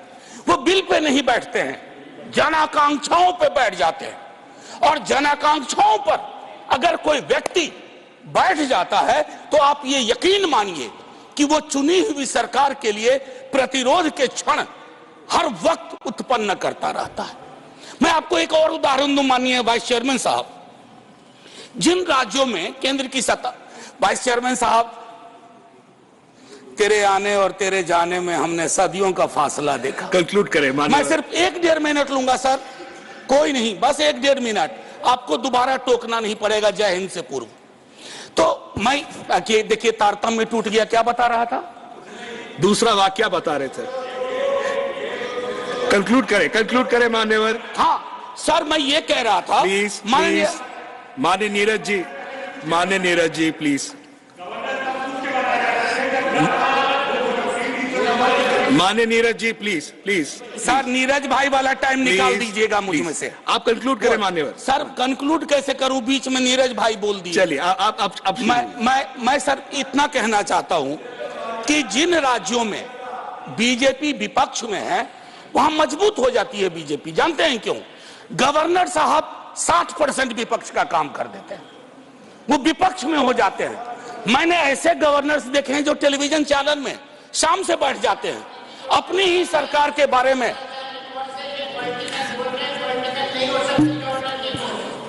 Honourable member please conclude. Sir, Anil ji please conclude करें। ऐसे में 30 सेकेंड्स प्लीज। नहीं, एक बात बताइए प्लीज कंक्लूड। अगर ऐसे बात होगी तो कोई बात कैसे? माननीय मनोज जी। सर, माननीय मनोज जी, आपने कहा तो मैं एक चीज जरूर कहूंगा। एक चीज जो मुझको बड़ी दुखती है, जब मैं राजनीति में भी नहीं था, बता रहा हूं सर, गवर्नर का वाइस चांसलर के अपॉइंटमेंट का अधिकार। सर, राज्य की शिक्षा व्यवस्था में राज्य की सरकार से सवाल पूछे जाते हैं, तुम्हारा सेशन लेट क्यों है, तुम्हारी ये परेशानियां क्यों है, तुम्हारी वो परेशानियां क्यों है। लेकिन वाइस चांसलर के चयन का अधिकार, नियुक्ति का अधिकार राज्य की सरकार के पास नहीं है। अंत में मैं अपनी बात यही समाप्त करूंगा। माननीय उपसभापति जी, आपने वक्त दिया, हालांकि मेरे वक्त में कई लोगों ने वक्त ले लिया, लेकिन मैं इतना कहना चाहूंगा कि गवर्नर के पद पर, क्योंकि आप सत्ता में, केंद्र की सत्ता में हमेशा नहीं है, ऐसी व्यवस्था ना हो कि केंद्र और राज्य के बीच में जो अंबेडकर साहब की अवधारणा थी कि राज्य खैरात नहीं मांग रहा है केंद्र से, एक सहकारी संबंध है जो। और आखिरी सर, आखिरी इसके बगैर कहूंगा आपको भी अच्छा नहीं लगेगा, आप बाहर कहिएगा कविता नहीं सुनाई, तो सर लाट साहबों के नाम, लाट साहबों के नाम प्लीज प्लीज प्लीज, कोई उम्मीद बर नहीं आती, कोई सूरत नजर नहीं आती, पहले आती थी हाले दिल पे हंसी, अब किसी बात पर नहीं आती, काबे किस मुंह से जाओगे गालिब, शर्म तुमको मगर नहीं आती। जय Hind sir. Thank you, honorable member. Honorable member Dr. John Britas, 2 minutes. Very brief, sir. Very brief. Sir, the slogan of Honorable Prime Minister is cooperative federalism. The tagline of G20 was that 3 Ds: democracy, development, diversity. In application, in implementation, the 3 D is like destabilize, disrupt, defame. किसको? Opposition governments को. ये destabilize, defame, disrupt करने के लिए उनका हाथ एक tool है, ये गवर्नर साहब है. ये चल रहे हमारा देश में. मिस्टर अनिल अग्रवाल, उनका दोस्त है केरल का गवर्नर. वो बार बार वहां आ रहे, उससे पूछ लीजिए. Sir, my only request, I will be very brief, my only request to them is that if at all they want to ensure democracy, federalism in this country, let them adhere to cooperative federalism and remove all those people, because in our country there are 2 areas now, like flood affected, drought affected. One is ED affected area and governor affected area. Let us finish with this. Please pull back all your tools and ensure that your words are implemented. Let there be no difference between your words and deeds. Sir, I respect you. That's why I'm going to sit down. Thank you very much. Honorable member Shri Khiru Mato ji, 2 minutes. सभापति महोदय, मैं मानता हूं कि वर्तमान परिदृश्य में राज्यपालों उपराज्यपालों की नियुक्ति प्रक्रिया तथा उनके क्रियाकलाप भारत के लोकतंत्र के हित में नहीं है। संविधान के प्रथम अनुच्छेद में कहा गया है कि भारत राज्यों का संघ होगा। अगर जनता द्वारा लोकतांत्रिक तरीके से चुनी हुई सरकार के विधायी कार्यों में राज्यपाल के रूप में केंद्र सरकार द्वारा नियुक्त व्यक्ति दुर्भावना से ग्रसित होकर हस्तक्षेप करेगा तो ये भारत के संघीय प्रणाली का अपमान है। प्रस्तावित विधेयक में अनुच्छेद 153 के प्रस्तुत में सुझाव के समर्थन करते हुए कहना चाहता हूं कि राज्यपाल को किसी एक राज्यपाल की ही जिम्मेदारी दी जानी चाहिए और किसी कारणवश पद रिक्त होने पर राज्यपाल के कार्यों का निष्पादन राष्ट्रपति के द्वारा किया जाना चाहिए। मैं विधेयक के प्रस्तावित वर्तमान अनुच्छेद 155 की जगह संशोधित अनुच्छेद 155 जो राज्यपाल के निर्वाचन से संबंधित है उसकी प्रतिस्थापना का समर्थन करते हुए मानता हूं कि जिस प्रकार भारतीय संसद राष्ट्रपति, लोकसभा और राज्यसभा से बनता है उसी प्रकार राज्यों के विधानमंडल राज्यपाल, विधानसभा और विधान परिषद से बनते हैं। अतः जिस प्रकार राष्ट्रपति का चुनाव अप्रत्यक्ष रूप से निर्वाचित सांसदों और विधायकों द्वारा किया जाता है उसी प्रकार राज्यपाल का चुनाव अप्रत्यक्ष रूप से राज्य में निर्वाचित विधानसभा सदस्यों, ग्राम पंचायतों, नगर पालिका और नगर निगमों के निर्वाचित सदस्यों द्वारा किया जाना चाहिए। राज्यपाल उपराज्यपाल की सेवा अवधि राष्ट्रपति के मर्जी पर निर्भर है। राष्ट्रपति अपनी इच्छा अनुसार राज्यपाल का स्थानांतरण किसी अन्य राज्य में कर सकते हैं या पद मुक्त कर सकते हैं। राज्यपाल की सेवा की कोई संवैधानिक सुरक्षा नहीं है, इसलिए राज्यपाल केंद्र सरकार के हाथों की कठपुतली बनकर रह जाता है और स्वयं विवेक से कार्य नहीं कर पाता। अगर राष्ट्रपति की तरह राज्यपाल का निर्वाचन होगा, माननीय सदस्य कंक्लूड करें। महाभियोग लगाकर उसको हटाने कठिन प्रक्रिया होगी तो राज्यपाल स्वतंत्र होकर बिना किसी दबाव में अपने दायित्व का निर्वहन कर पाएंगे। कंक्लूड करें मान्यवर, कंक्लूड करें। एक मिनट। इस फैसले में न्यायालय ने कहा था कि किसी भी राज्य सरकार के बहुमत का फैसला राजभवन की जगह विधानमंडल होना चाहिए। राष्ट्रपति शासन लगाने से पहले राज्य सरकार को शक्ति परीक्षण का मौका देना चाहिए। माननीय महतो जी, कंक्लूड करिए। महोदय, संविधान निर्माण के समय मसौदा समिति ने राज्यपालों की नियुक्ति या चुनाव का मामला संविधान के सभा का निर्णय के लिए छोड़ दिया था। आजादी के 75 वर्ष के बाद अमृत काल में देश मजबूत से आगे बढ़ा है और भारत की एकता, अखंडता, संप्रभुता को कोई खतरा नहीं है। इसलिए लोकतंत्र के संघीय ढांचे को और मजबूत बनाने के लिए राज्यपाल के शक्तियों का केंद्र सरकार द्वारा दुरुपयोग रोकने के लिए मैं राज्यपालों के निर्वाचन का सुझाव देने वाले विधेयक का समर्थन करता हूं। धन्यवाद। धन्यवाद। Honourable lieutenant general doctor D P Vats retired, 6 minute.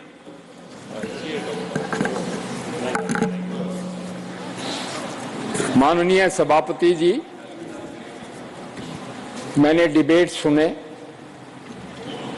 But I will see it through the eye of nation first.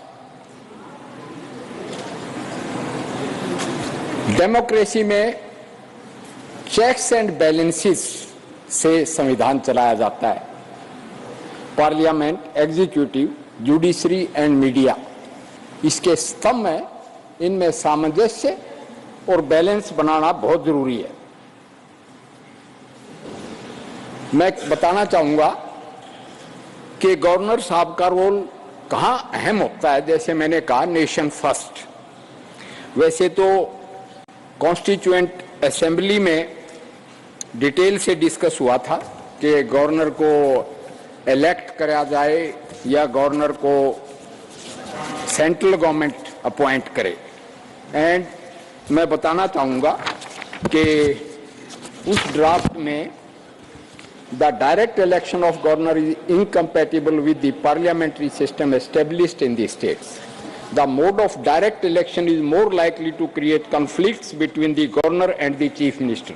ये कॉन्स्टिट्यूएंट असेंबली का ड्राफ्ट है और जो संविधान सभा ने पास किया और बाबा साहब अंबेडकर का बनाया हुआ संविधान, हमने आर्टिकल 370 भी चेंज किया, उसको स्क्रैप किया, तो अंबेडकर जी ने लिखा था कि ये एक टेम्परेरी मेजर है।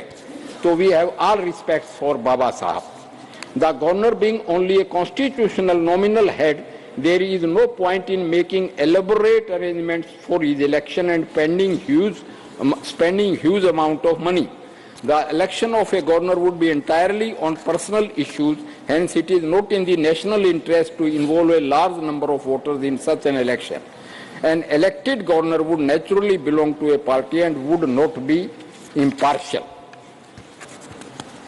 The election of governor would create separatist tendencies and thus affect the political stability and unity of the country.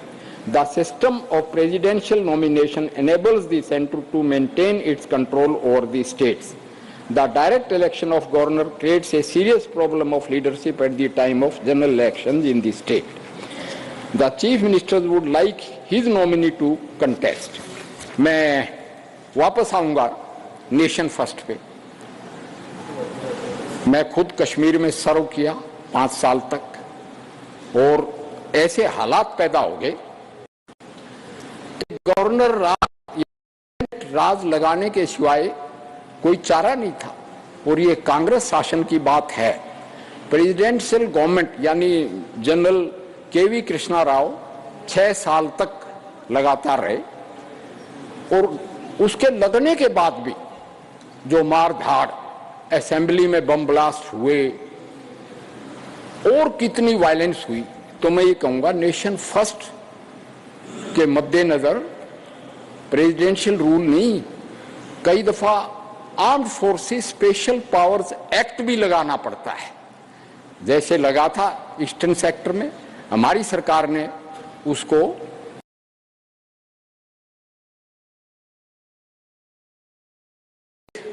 Sivadasan साहब ने कहा था।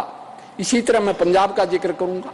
आप सब ने देखा है कि नौबत कहां तक पहुंची कि एक धार्मिक स्थल पे भी एक्शन लिया लेट इंदिरा गांधी जी की गवर्नमेंट ने, और सबसे बड़ा अनकॉन्स्टिट्यूशनल काम हुआ कि सुप्रीम कोर्ट ने डायरेक्ट कर दिया, पार्लियामेंट भी सपोर्ट किया, और 3 प्रधानमंत्रियों ने, यानी राजीव लांगोवाल अकॉर्ड भी हुआ। कितने अकॉर्ड हुए, और बनाई सतलुज यमुना लिंक कैनाल को पाट दिया गया। अगर और अभी भी पानी जाना मंजूर है पाकिस्तान में, जलंधर और लुधियाना इसी साल डूबे, मगर अपने छोटे भाई हरियाणा को पानी नसीब नहीं है, तो सेंटर की लगाम स्टेट के ऊपर होना बहुत जरूरी है।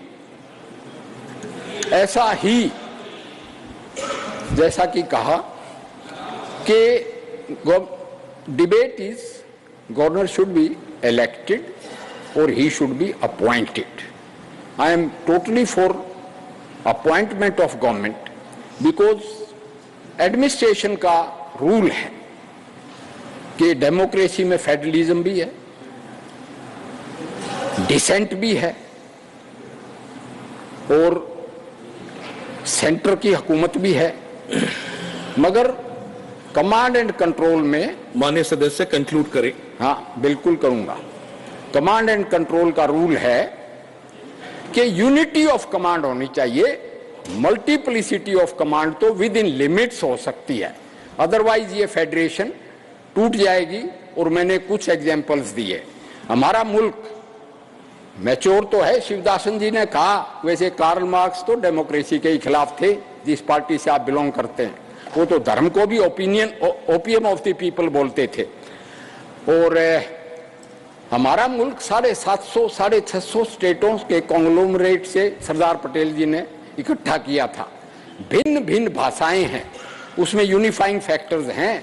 यूनिफाइंग फैक्टर खेल। कंक्लूड करें, 6 मिनट हो चुके। हमारा संस्कृति, हमारा सिनेमा और हिंदुस्तानी फौज।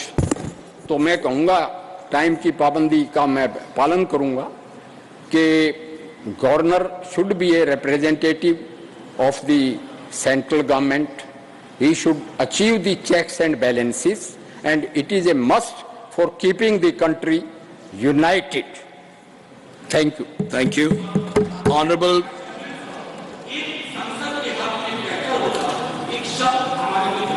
ने कहा कि केंद्र की लगाम राज्यों पर होनी चाहिए। ये लगाम शब्द केंद्र की लगाम नहीं होना चाहिए।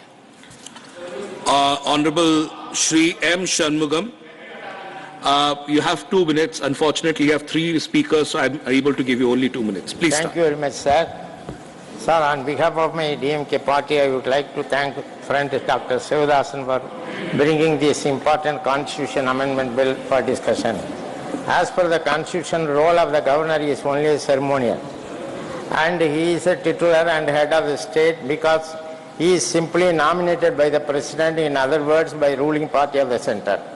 He is supposed to be a bridge between the state and union. Our party DMK earlier leader, the former leader Dr. Kalaignar, and the present leader, the Chief Minister Thalaimurai Stalin, is always insisting governor should be appointed after consulting the state government in India. In India also, the founding father of the constitution have observed that the convention will be developed whereby the governor will be appointed after the consulting the state. The role of the governor is very limited and is bound by the advice of the cabinet, which has been reiterated by the judicial decisions umpteen times. The governor of Tamil Nadu is overstepping his authority and is publicity criticizing the state government and cabinet decision.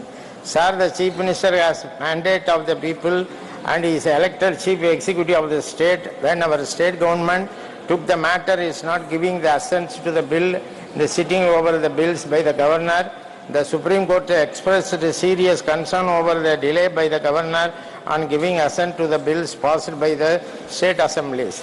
When he returned these bills by the state assemblies, after the observation of the Supreme Court in a special session, all these bills were passed by Tamil Nadu State Assembly during the special session, our Chief Minister accused the governor and insulting the assembly and the people of the state by returning the bills, adding to the governor of Tamil Nadu returned the bills without stating any reason. Once the bill resent to the governor, it is like money bill. Honourable and member, has please no conclude. option but give his assent, but he acted with an ulterior motive by sending all these bills to the president. It is very unfortunate that the governor is preventing elected state government from implementing the various schemes and programs through the legislative Honourable proposals.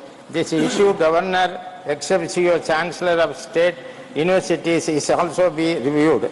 In this connection, our state Honourable assembly member, has I'll have passed to a move bill on. to I'm make sorry. a Chief Minister I'll as have the to move on. Chancellor, but the Governor has not given assent to the bill because of that functioning of the university is affected. Last sentence, and please. the students, We'll have to conclude. students are not able We'll to have to conclude. get a degree certificate as convocation program is not being Thank you, Honourable finalized. member. I'm moving Many on. I'm moving demonstrations on. and signature I'm moving on. campaign were Honourable held member. on state and Tamil Nadu. Honourable member, I'm moving Recall on. the Thank governor, you. but the union Shri government Ajay is not Pratap taking Singh. any act. Honourable Shri Ajay Pratap Singh. I'm sorry. Nothing else is going on record, Honourable member. Thank you. I'm sorry. Time has run out. Honourable Shri Ajay Pratap Singh, 6 minutes. धन्यवाद उपसभापति महोदय। माननीय शिवदासन जी द्वारा जो संशोधन विधेयक यहाँ पर प्रस्तुत हुआ है, उस विधेयक के विपक्ष में बोलने के लिए मैं खड़ा हुआ हूँ। विपक्ष में इसलिए बोल रहा हूँ कि अगर उनके द्वारा सुझाए गए संशोधनों को ये सदन स्वीकार कर लेता है तो केंद्र राज्य के संबंधों पर असर तो पड़ेगा ही,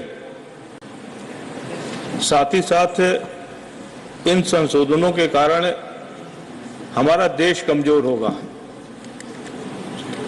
जब हम मजबूत भारत की अवधारणा पर विचार करते हैं, मजबूत देश की अवधारणा पर विचार करते हैं,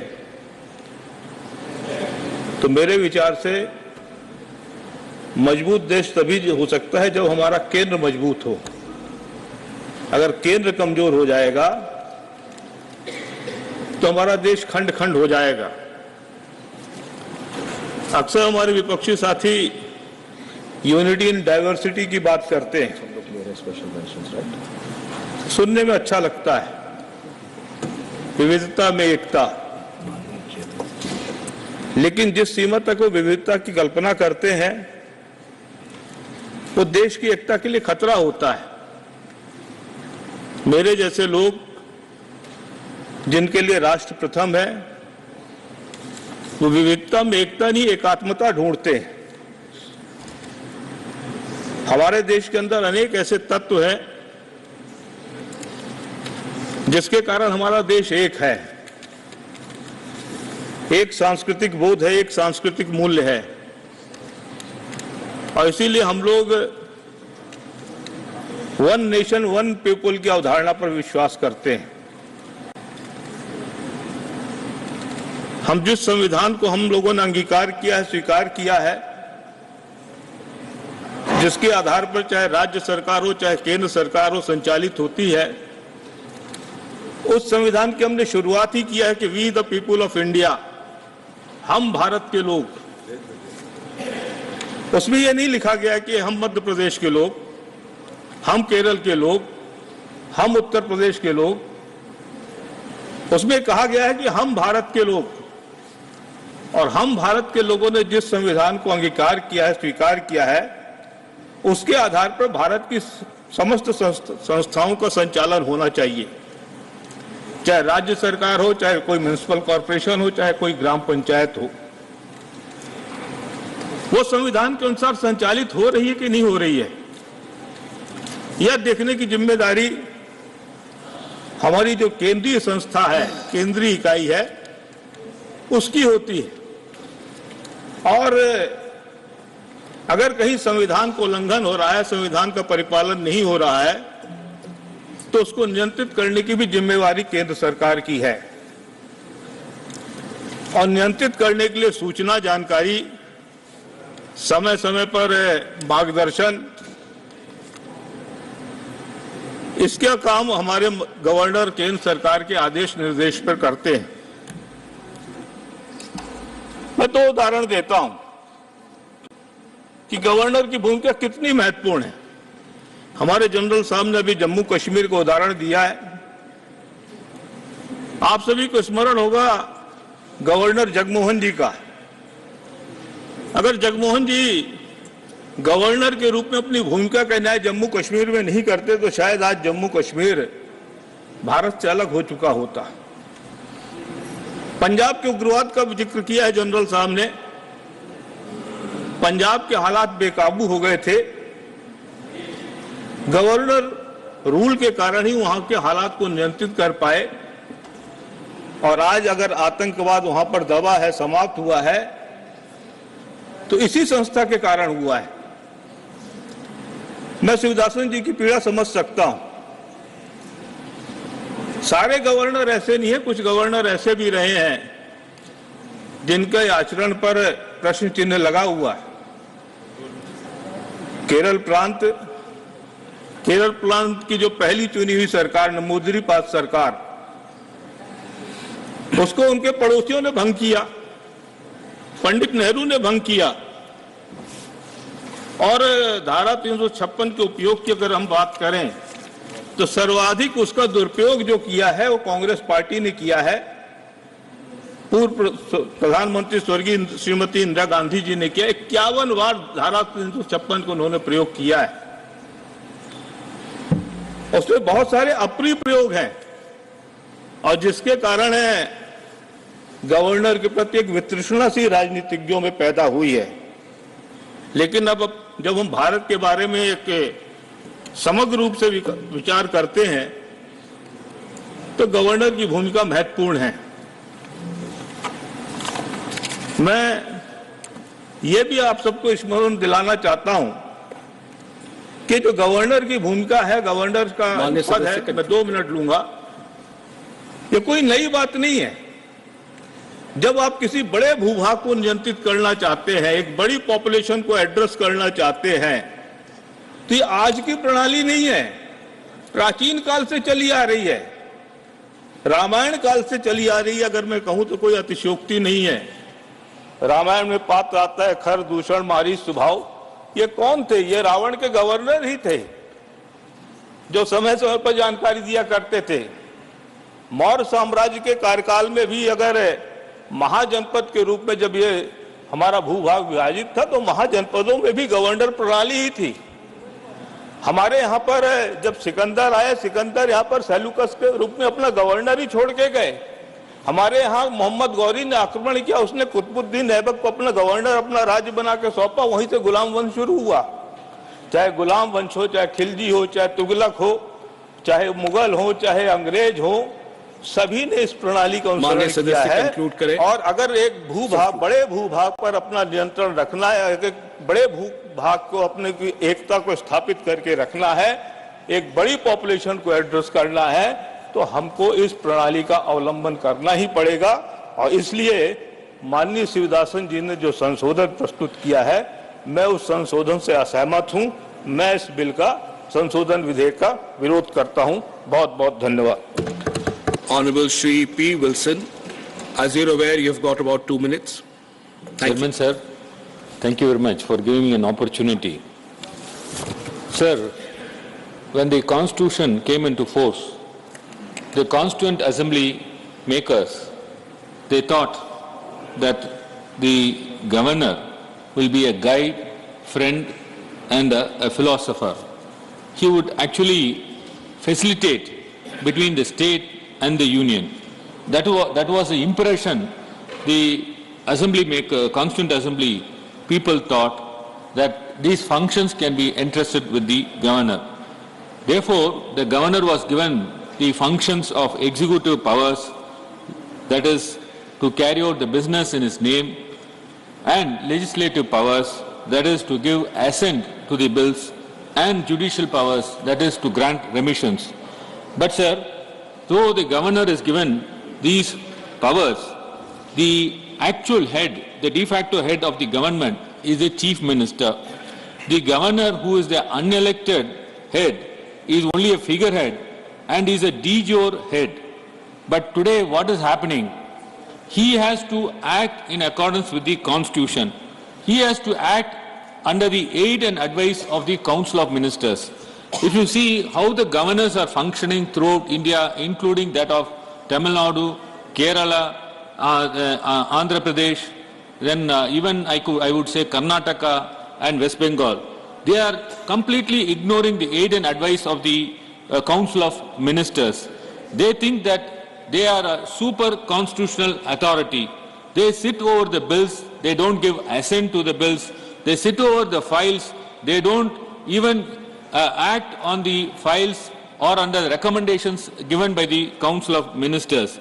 Sir, time has come where we have to think whether these posts of the governor is required for a welfare state. Honourable Member, please conclude. Therefore, sir, I would only say that the powers of the governors can be given to the speakers.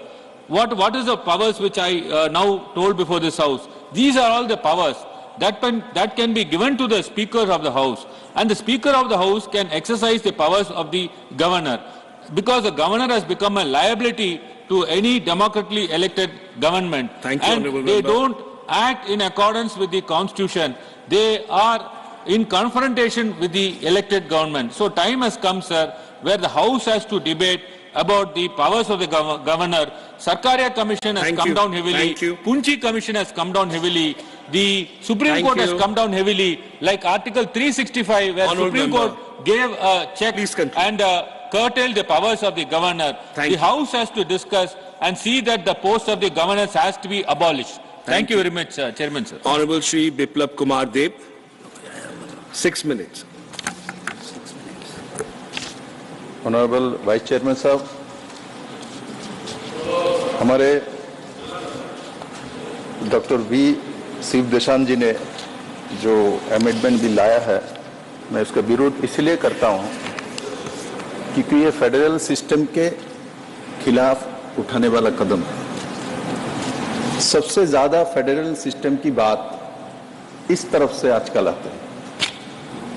मैं सभी आपके जो state में मुख्यमंत्री है, मैं federal system को शक्तिशाली बनाइए, तो फेडरल सिस्टम को शक्तिशाली बनाने के लिए जो चेन है वो गवर्नर है केंद्र सरकार के साथ। राज्यों को अकेला सरकार चलाने के लिए नहीं दिया जा सकता है, क्योंकि राज्य के पास डिफेंस नहीं होता, राज्य के पास एक्सटर्नल अफेयर्स नहीं होता।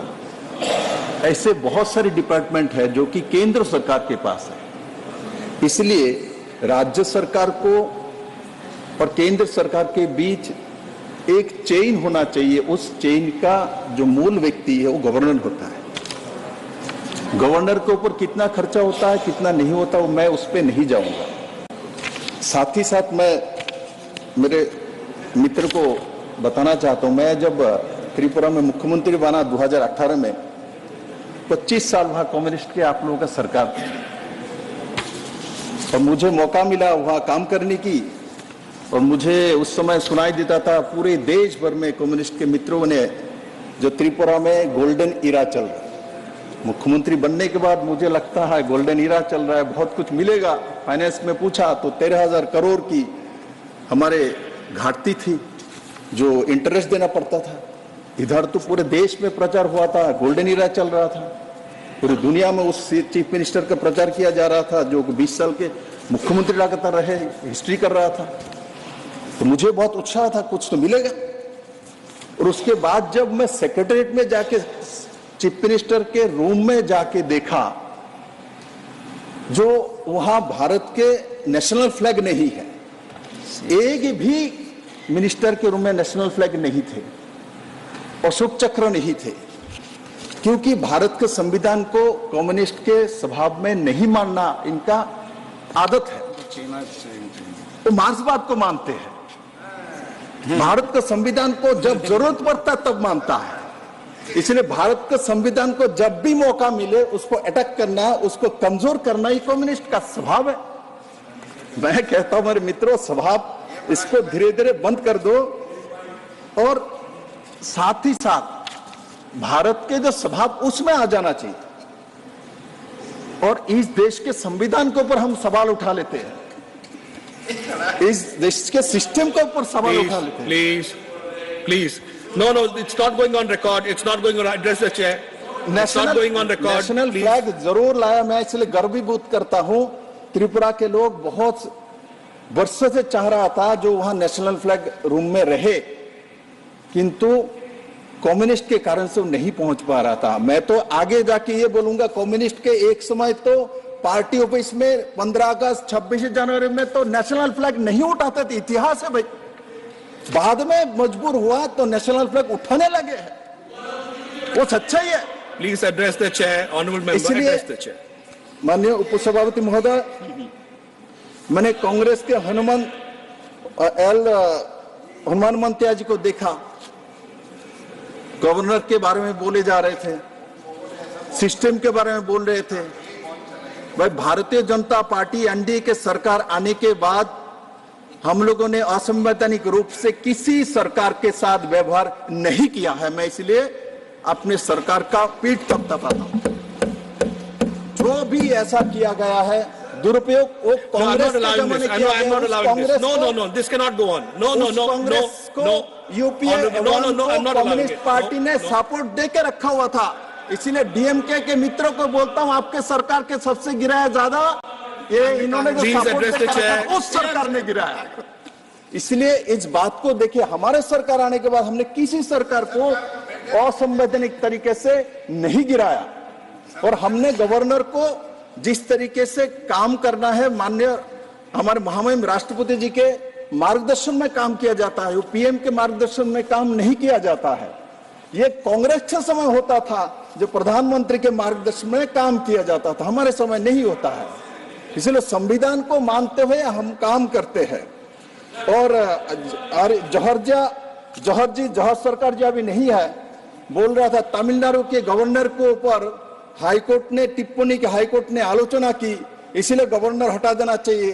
तब तो इस देश में सबसे ज्यादा हाईकोर्ट ने इंटरवेंस किया है तो पश्चिम बंगाल के मुख्यमंत्री के ऊपर किया है, उनके कामकाज के ऊपर किया है। सबसे पहले तो इनको उठा देना चाहिए, इनको रिजाइन कर देना चाहिए। माननीय सदस्य, एक मिनट, लास्ट 1 मिनट। कोर्ट में कोई विषय उठे और कोर्ट इसका आलोचना समालोचना करे, इसलिए संवैधानिक सिस्टम में बैठे हुए व्यक्ति चले जाए और चले आए, ऐसा इस देश में नहीं हुआ है और आगे भी नहीं होगा।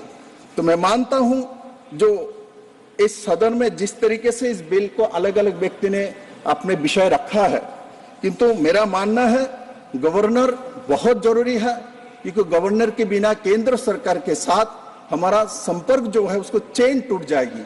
और भारत इतना बड़ा देश है, उसको इस सिस्टम में रख के ही चलाया जाता है। इसलिए संविधान के माध्यम से जो बाबा साहब ने सिस्टम लाया है, उसको समय समय हमने बहुत सारे अमेंडमेंट किया है जो जरूरत पड़ता है, किंतु इसका कोई जरूरत नहीं है। इसलिए मैं इसका घोर विरोध करता हूं और मैं भारत के संविधान के प्रति निष्ठा रखता हूं। और मैं आपको भी बोलता हूं, मार्क्सवाद छोड़ के भारत के संविधान पे निष्ठा पे आ जाइए। धन्यवाद। Thank you. May I now request Honorable Shri Naresh Agrawal ji to start. Sorry, no, Mani Naresh Bansal ji, I'm sorry. धन्यवाद उपसभापति जी। गवर्नर का चुनाव हो, हाँ जी, एक्चुअली सॉरी 5:15 बजे हमें रुकना था।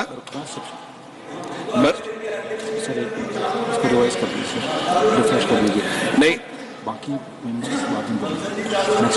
अभी रोका है, हम अभी रोका है। 1 सेकेंड। माननीय नरेश जी, अगली बार जब नेक्स्ट आपका प्राइवेट मेंबर्स बिल आएगा तब आप शुरू करेंगे अपना स्पीच। 5:15 बज चुके हैं। माननीय चेयरमैन साहब का आदेश था कि अभी स्पेशल मेंशंस लिए जाएंगे, तो अगले सेशन पे जब अगले दिन पे जब शुरू होगा तब आप है कांग्रेस को गाली। अभी permanent list of special mention miss Indu Bala Goswami ji, honourable Goswami ji, demand for stoppage of Vande Bharat train at Pathankot railway station. Not present. Special mention, please. Microphone. Yes, please. Please start. My subject is demand for stoppage of 22439 22440 Vande Bharat train at Pathankot railway station. माननीय rail मंत्री जी के समक्ष वंदे Bharat train संख्या 22/439/22/440 Pathankot cantt railway station पर ठहराव के संबंध में निवेदन करना चाहती हूँ। वंदे भारत दिल्ली से कटरा आते और जाते पठानकोट से गुजरती है, किंतु इस स्टेशन पर ठहराव नहीं है।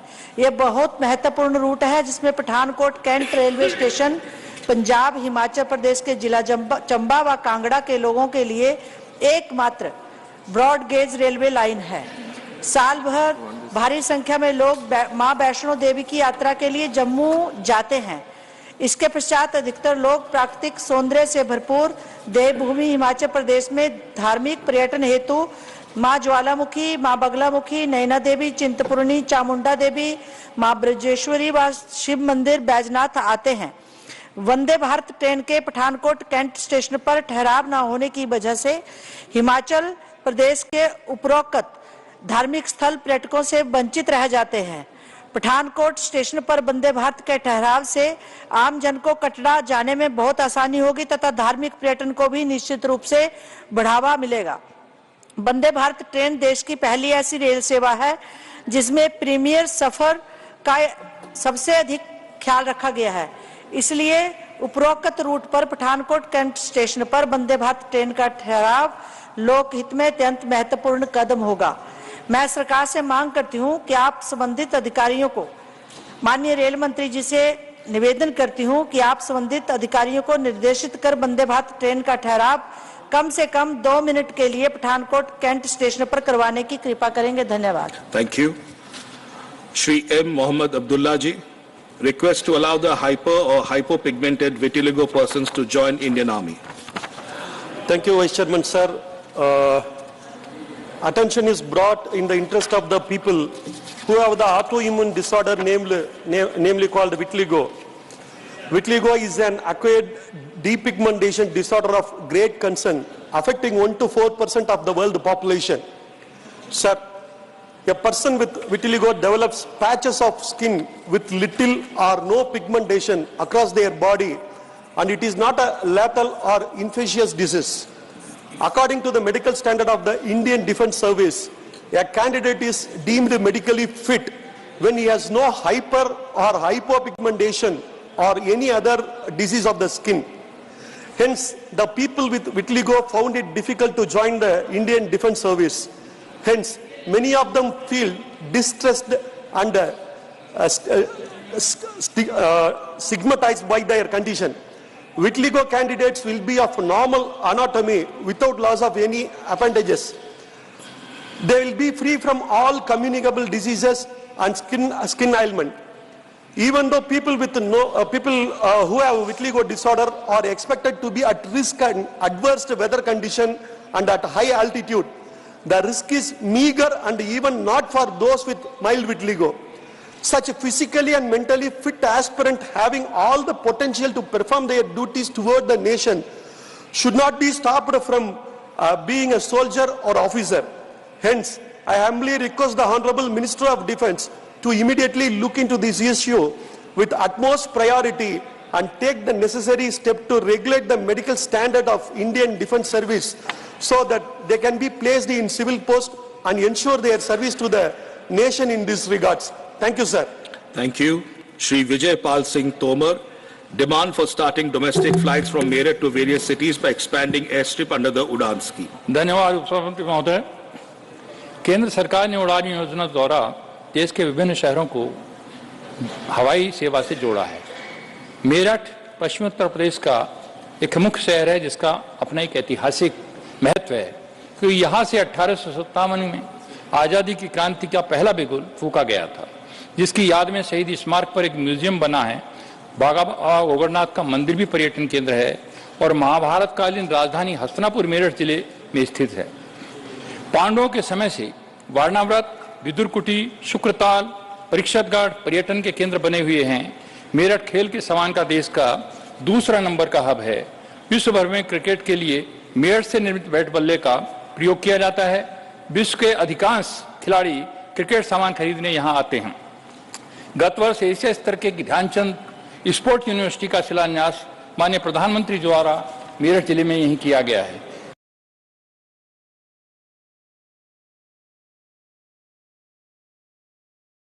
किलोमीटर, वाराणसी का विश्वनाथ मंदिर करीब 850 किलोमीटर, गोरखनाथ धाम मंदिर करीब 800 किलोमीटर। इन सभी स्थानों पर जाने में रेल से 12 से 20 घंटे का समय लगता है, जिससे यात्रियों को काफी समस्या आती है। मान्यवर वर्तमान में एक हवाई पट्टी मेरठ में स्थित है, जहां पर चार्टर प्लेन और हेलीकॉप्टर वगैरह उतरते हैं। आपके माध्यम से मैं सरकार से आग्रह करना चाहूंगा कि उड़ान योजना के अंतर्गत मेरठ की हवाई पट्टी का विस्तारीकरण कर देश के विभिन्न शहरों को मेरठ से घरेलू हवाई यात्रा शुरू की जाए। धन्यवाद। Thank you. Shri Abdul Wahab, not present. Dr. Kanimudi NVN Somu, demand to develop cruise tourism in Chennai.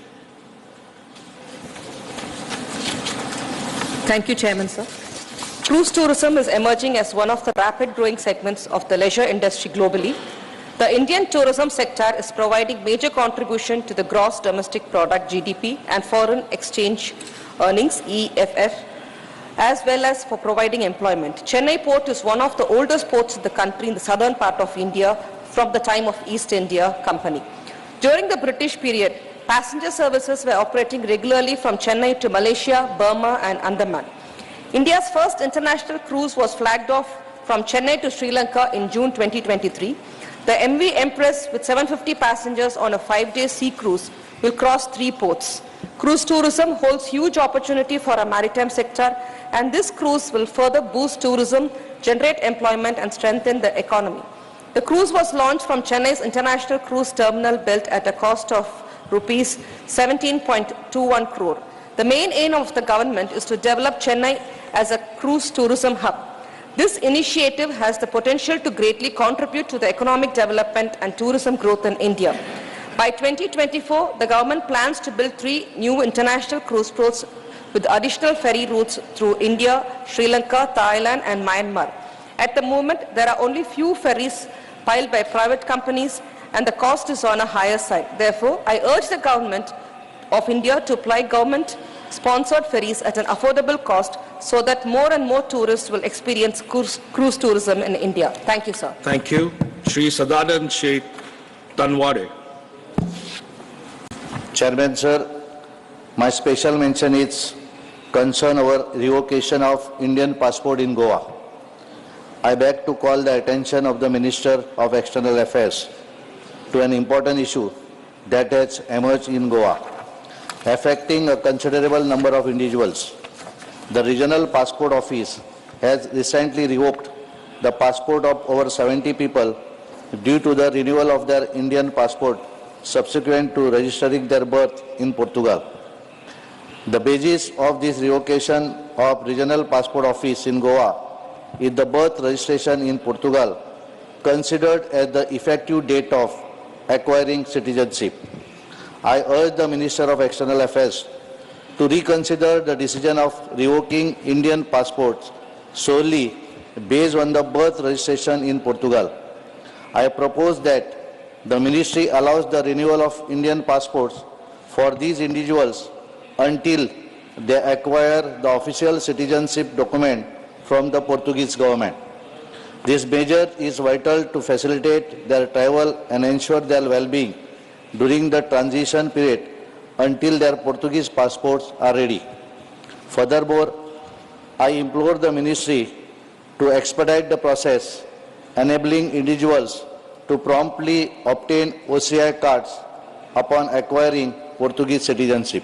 Thank you, sir. Thank you. Shri Irana Kadari. Not present. Srimati Sulota Deo. Not present. Srimati Mahua Maji. Demand to declare Central Institute of Psychiatry, Ranchi, Jharkhand as Institute of National Importance on the line of Nemhans, Bengaluru. Thank you, Honorable Vice Chairman, sir.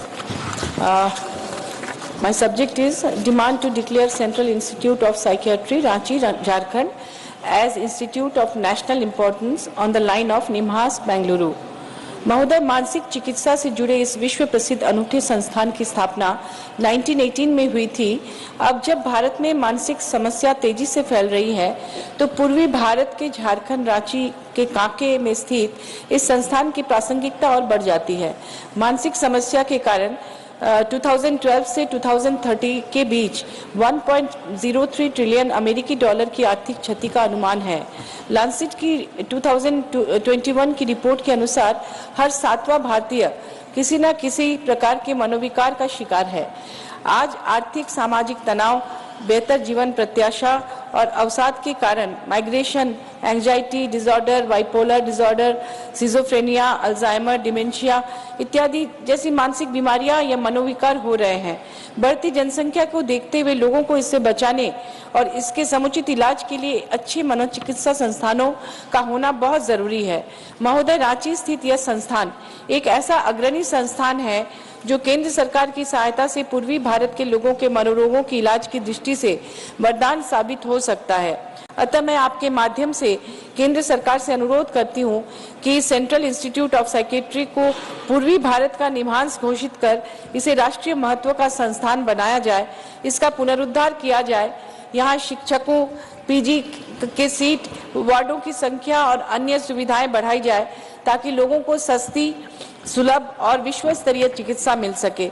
निम्हांस Bengaluru का बोझ भी कम हो, लोगों का राह खर्च, hotel खर्च बचे, समय बचे और जरूरतमंदों को सस्ती, सुलभ और विश्व स्तरीय चिकित्सा मिल सके।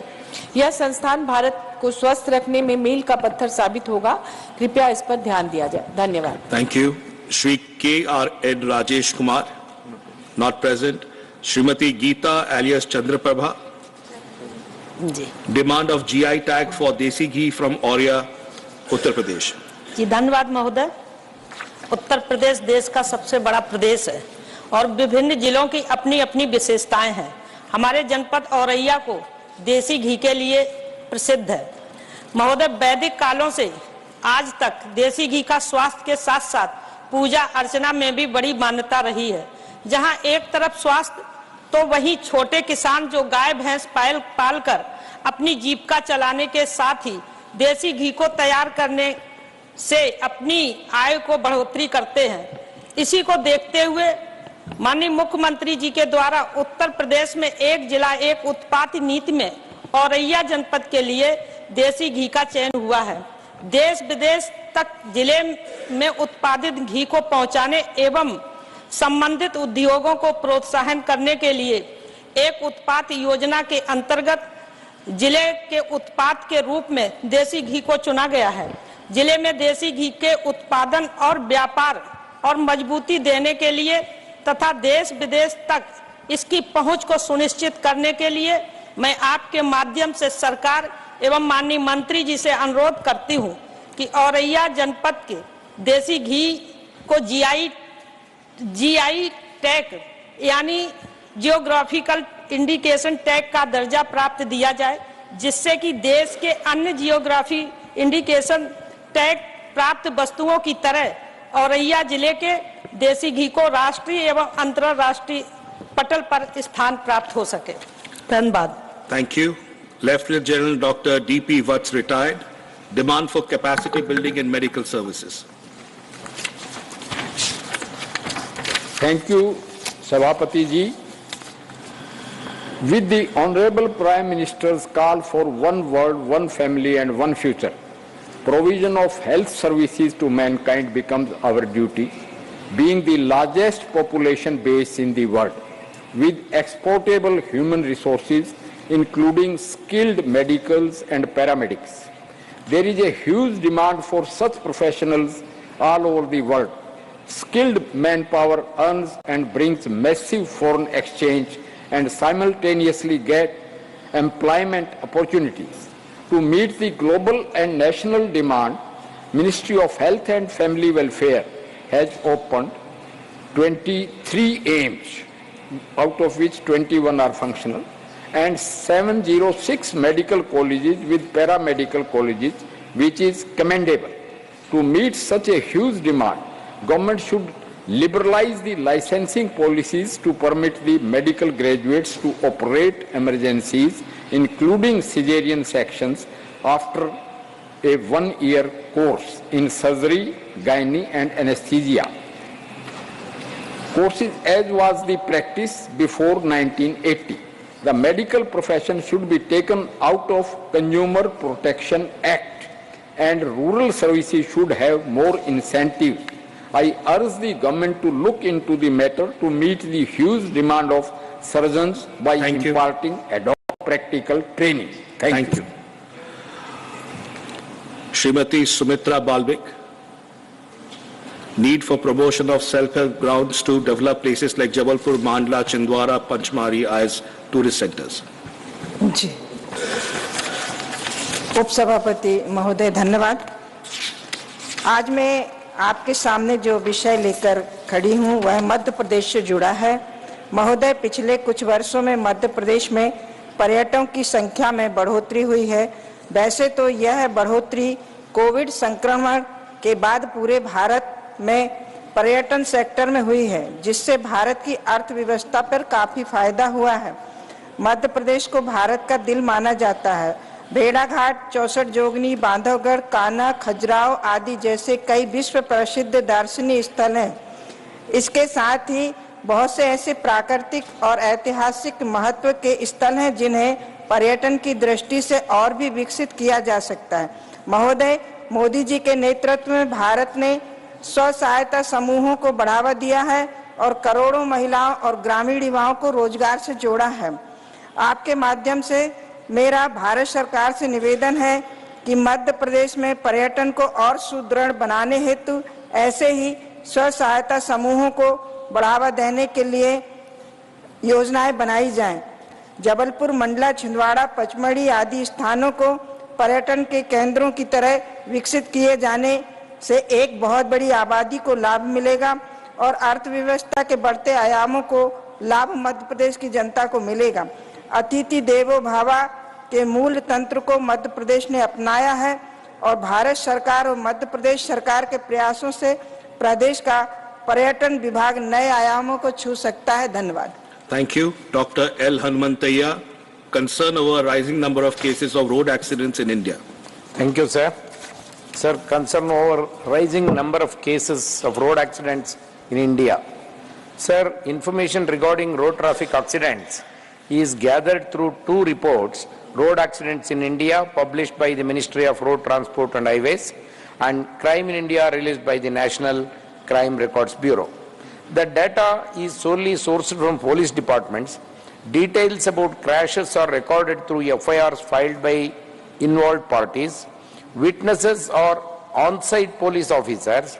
In 2022, there were 1,50,998 cases reported for deaths due to negligence relating to the road accidents. This is 10.5% rise from cases reported during 2019 with 1,36,587 cases, which is an alarming and requires immediate intervention. Sir, however, the reporting process itself has limitations. The majority of cases are attributed to human error, overlooking other factors such as vehicle and infrastructure issues. The cause of the crash is documented as the fault of a road user without considering other contributing elements. Furthermore, sir, the reporting mechanism does not account for fatalities occurring in hospitals after 30 days as highlighted in the Road Accidents in India 2019 report published by the Ministry of Road Transport itself. The World Health Organization categorized India's official data on road traffic fatalities as either unsayable or unavailable due to quality issues in their 2019 Global Health Estimates released in December 2020. Sir, I would like to urge the government to adopt revised methodologies for collecting road traffic accident data that align with international standards. Thank you, sir. Thank you. Shri Ram Chandra Jangra, need to prohibit setting up coal plants in non-coal producing areas. धन्यवाद उपसभापति जी। महोदय, बढ़ता हुआ वायु प्रदूषण इन दिनों पूरी मानवता, पशु पक्षी सबके लिए गंभीर खतरा एवं चुनौती है। महोदय, वायु प्रदूषण के लिए वैसे तो बहुत से कारण हैं, लेकिन इनमें सबसे बड़ा घटक कोयला आधारित बिजली संयंत्र है। महोदय, एक समय था जब लोड फैक्टर के मध्य में बिजली संयंत्र लगाया जाता था, जैसे बठिंडा और पानीपत लगे, ताकि चारों तरफ बिजली की आपूर्ति हो सके। लेकिन पूरे देश में ग्रिड सिस्टम के विस्तार के बाद इसकी आवश्यकता नहीं थी, क्योंकि कहीं से भी बिजली संयंत्र को ग्रिड से जोड़कर बिजली को उपयुक्त जगह पहुंचाया जा सकता था। महोदय, जिन प्रदेशों में कोयला खदानें हैं वहां भूमि भी सस्ती है तथा जंगलों की भी बहुतायत है। इसके अतिरिक्त उन प्रदेशों में वर्षा भी भरपूर होती है, लेकिन इसके बाद भी हरियाणा जैसे कोयला खदानों से सुदूर प्रदेशों में जो एनटीपीसी, सीएलपीसी, झाड़ली झज्जर में और खेदड़ हिसार में दूरदर्शितापूर्ण फैसले लेकर प्लांट लगाए गए, यही प्लांट कोयला खदान वाले क्षेत्रों में आधी कीमत पर लगाए जा सकते थे तथा कोयले की ढुलाई पर जो खर्च आने से बिजली की लागत बढ़ती है वह भी ग्रिड के माध्यम से चौथाई लागत से भी कम में बिजली लाई जा सकती थी। कोयले से भरी गाड़ियां हजारों किलोमीटर कोयले की धूल छोड़ती हुई जाती हैं तथा डीजल इंजनों से जो प्रदूषण होता है उसका अंदाजा लगाया जा सकता है। महोदय, मेरा आपके माध्यम से सरकार से आग्रह है कि भविष्य में कोयला आधारित बिजली संयंत्रों को गैर कोयला उत्पादन राज्यों में मंजूरी ना दी जाए तथा जो पहले ऐसे संयंत्र लगे हैं उनकी विस्थापना की योजना भी बनाई जाए। धन्यवाद। Thank you. Shri Biplab Kumar Deb, demand to start instrument landing system at NBB airport Agartala. महोदय, मैं आपके माध्यम से केंद्रीय नागरिक उड्डयन मंत्रालय को त्रिपुरा से संबंधित एक महत्वपूर्ण विषय से अवगत कराना चाहता हूं। एमबीबी हवाई अड्डा अगरतला एक इंस्ट्रूमेंट फ्लाइट रूल्स IFR हवाई अड्डा है, जहां विमान के पहुंचने, उतरने और उड़ान भरने के नेविगेशनल इश्यू सहायता और उपकरण लैंडिंग सहायता के माध्यम से निर्देशित किया जाता है। इंस्ट्रूमेंट लैंडिंग सिस्टम का उपयोग एक्यूरेट लैंडिंग में सहायता के रूप में किया जाता है, जो सामान्य और सही मौसम की स्थिति में रनवे पर उतरने के लिए विमान का मार्गदर्शन करता है। एमबीबी हवाई अड्डा अगरतला में पुराने ILS सिस्टम को नई प्रणाली से बदल दिया गया है। नया ILS सिस्टम इंस्टॉलेशन का काम पूरा हो चुका है। एयरपोर्ट अथॉरिटी ऑफ इंडिया के विमानों द्वारा ग्रांड कोलिब्रेशन और एयर कोलिब्रेशन 27 नवंबर 2023 को पूरा कर चुका है। अगले फेज में कोलिब्रेशन रिपोर्ट के आधार पर उपकरण प्रक्रिया प्रोसेस विकसित की जाएगी और इसे अनुमति के लिए DGCA के भेजा जाएगा। DGCA की मंजूरी के बाद उस सिस्टम को चालू कर दिया जाएगा। महोदय, आजकल कोहरा के कारण बहुत सी फ्लाइट्स एमबीबी एयरपोर्ट पर उतर नहीं सकती और उन्हें दूसरे स्थान पर डाइवर्ट करना पड़ता है। इससे पैसेंजर्स को बहुत परेशानी का सामना करना पड़ता है और उन्हें आर्थिक बोझ भी उठाना पड़ता है। अतः केंद्रीय नागरिक उड्डयन मंत्रालय से अनुरोध है कि इस दिशा में DGCA की मंजूरी शीघ्रता से प्रदान किए जाए, जिससे ILS सिस्टम को एमबीबी एयरपोर्ट अगरतला में शुरू किया जा सके। धन्यवाद। Thank you. Shri Niranjan BC, not present. Shri Rakesh Sinha, not present. Shrimati Ramila ben Bechar bhai Bara, demand to construct hostels for tribal students. धन्यवाद सभापति जी। महोदय, मैं आपके माध्यम से सदन का ध्यान आकर्षित करना चाहती हूँ।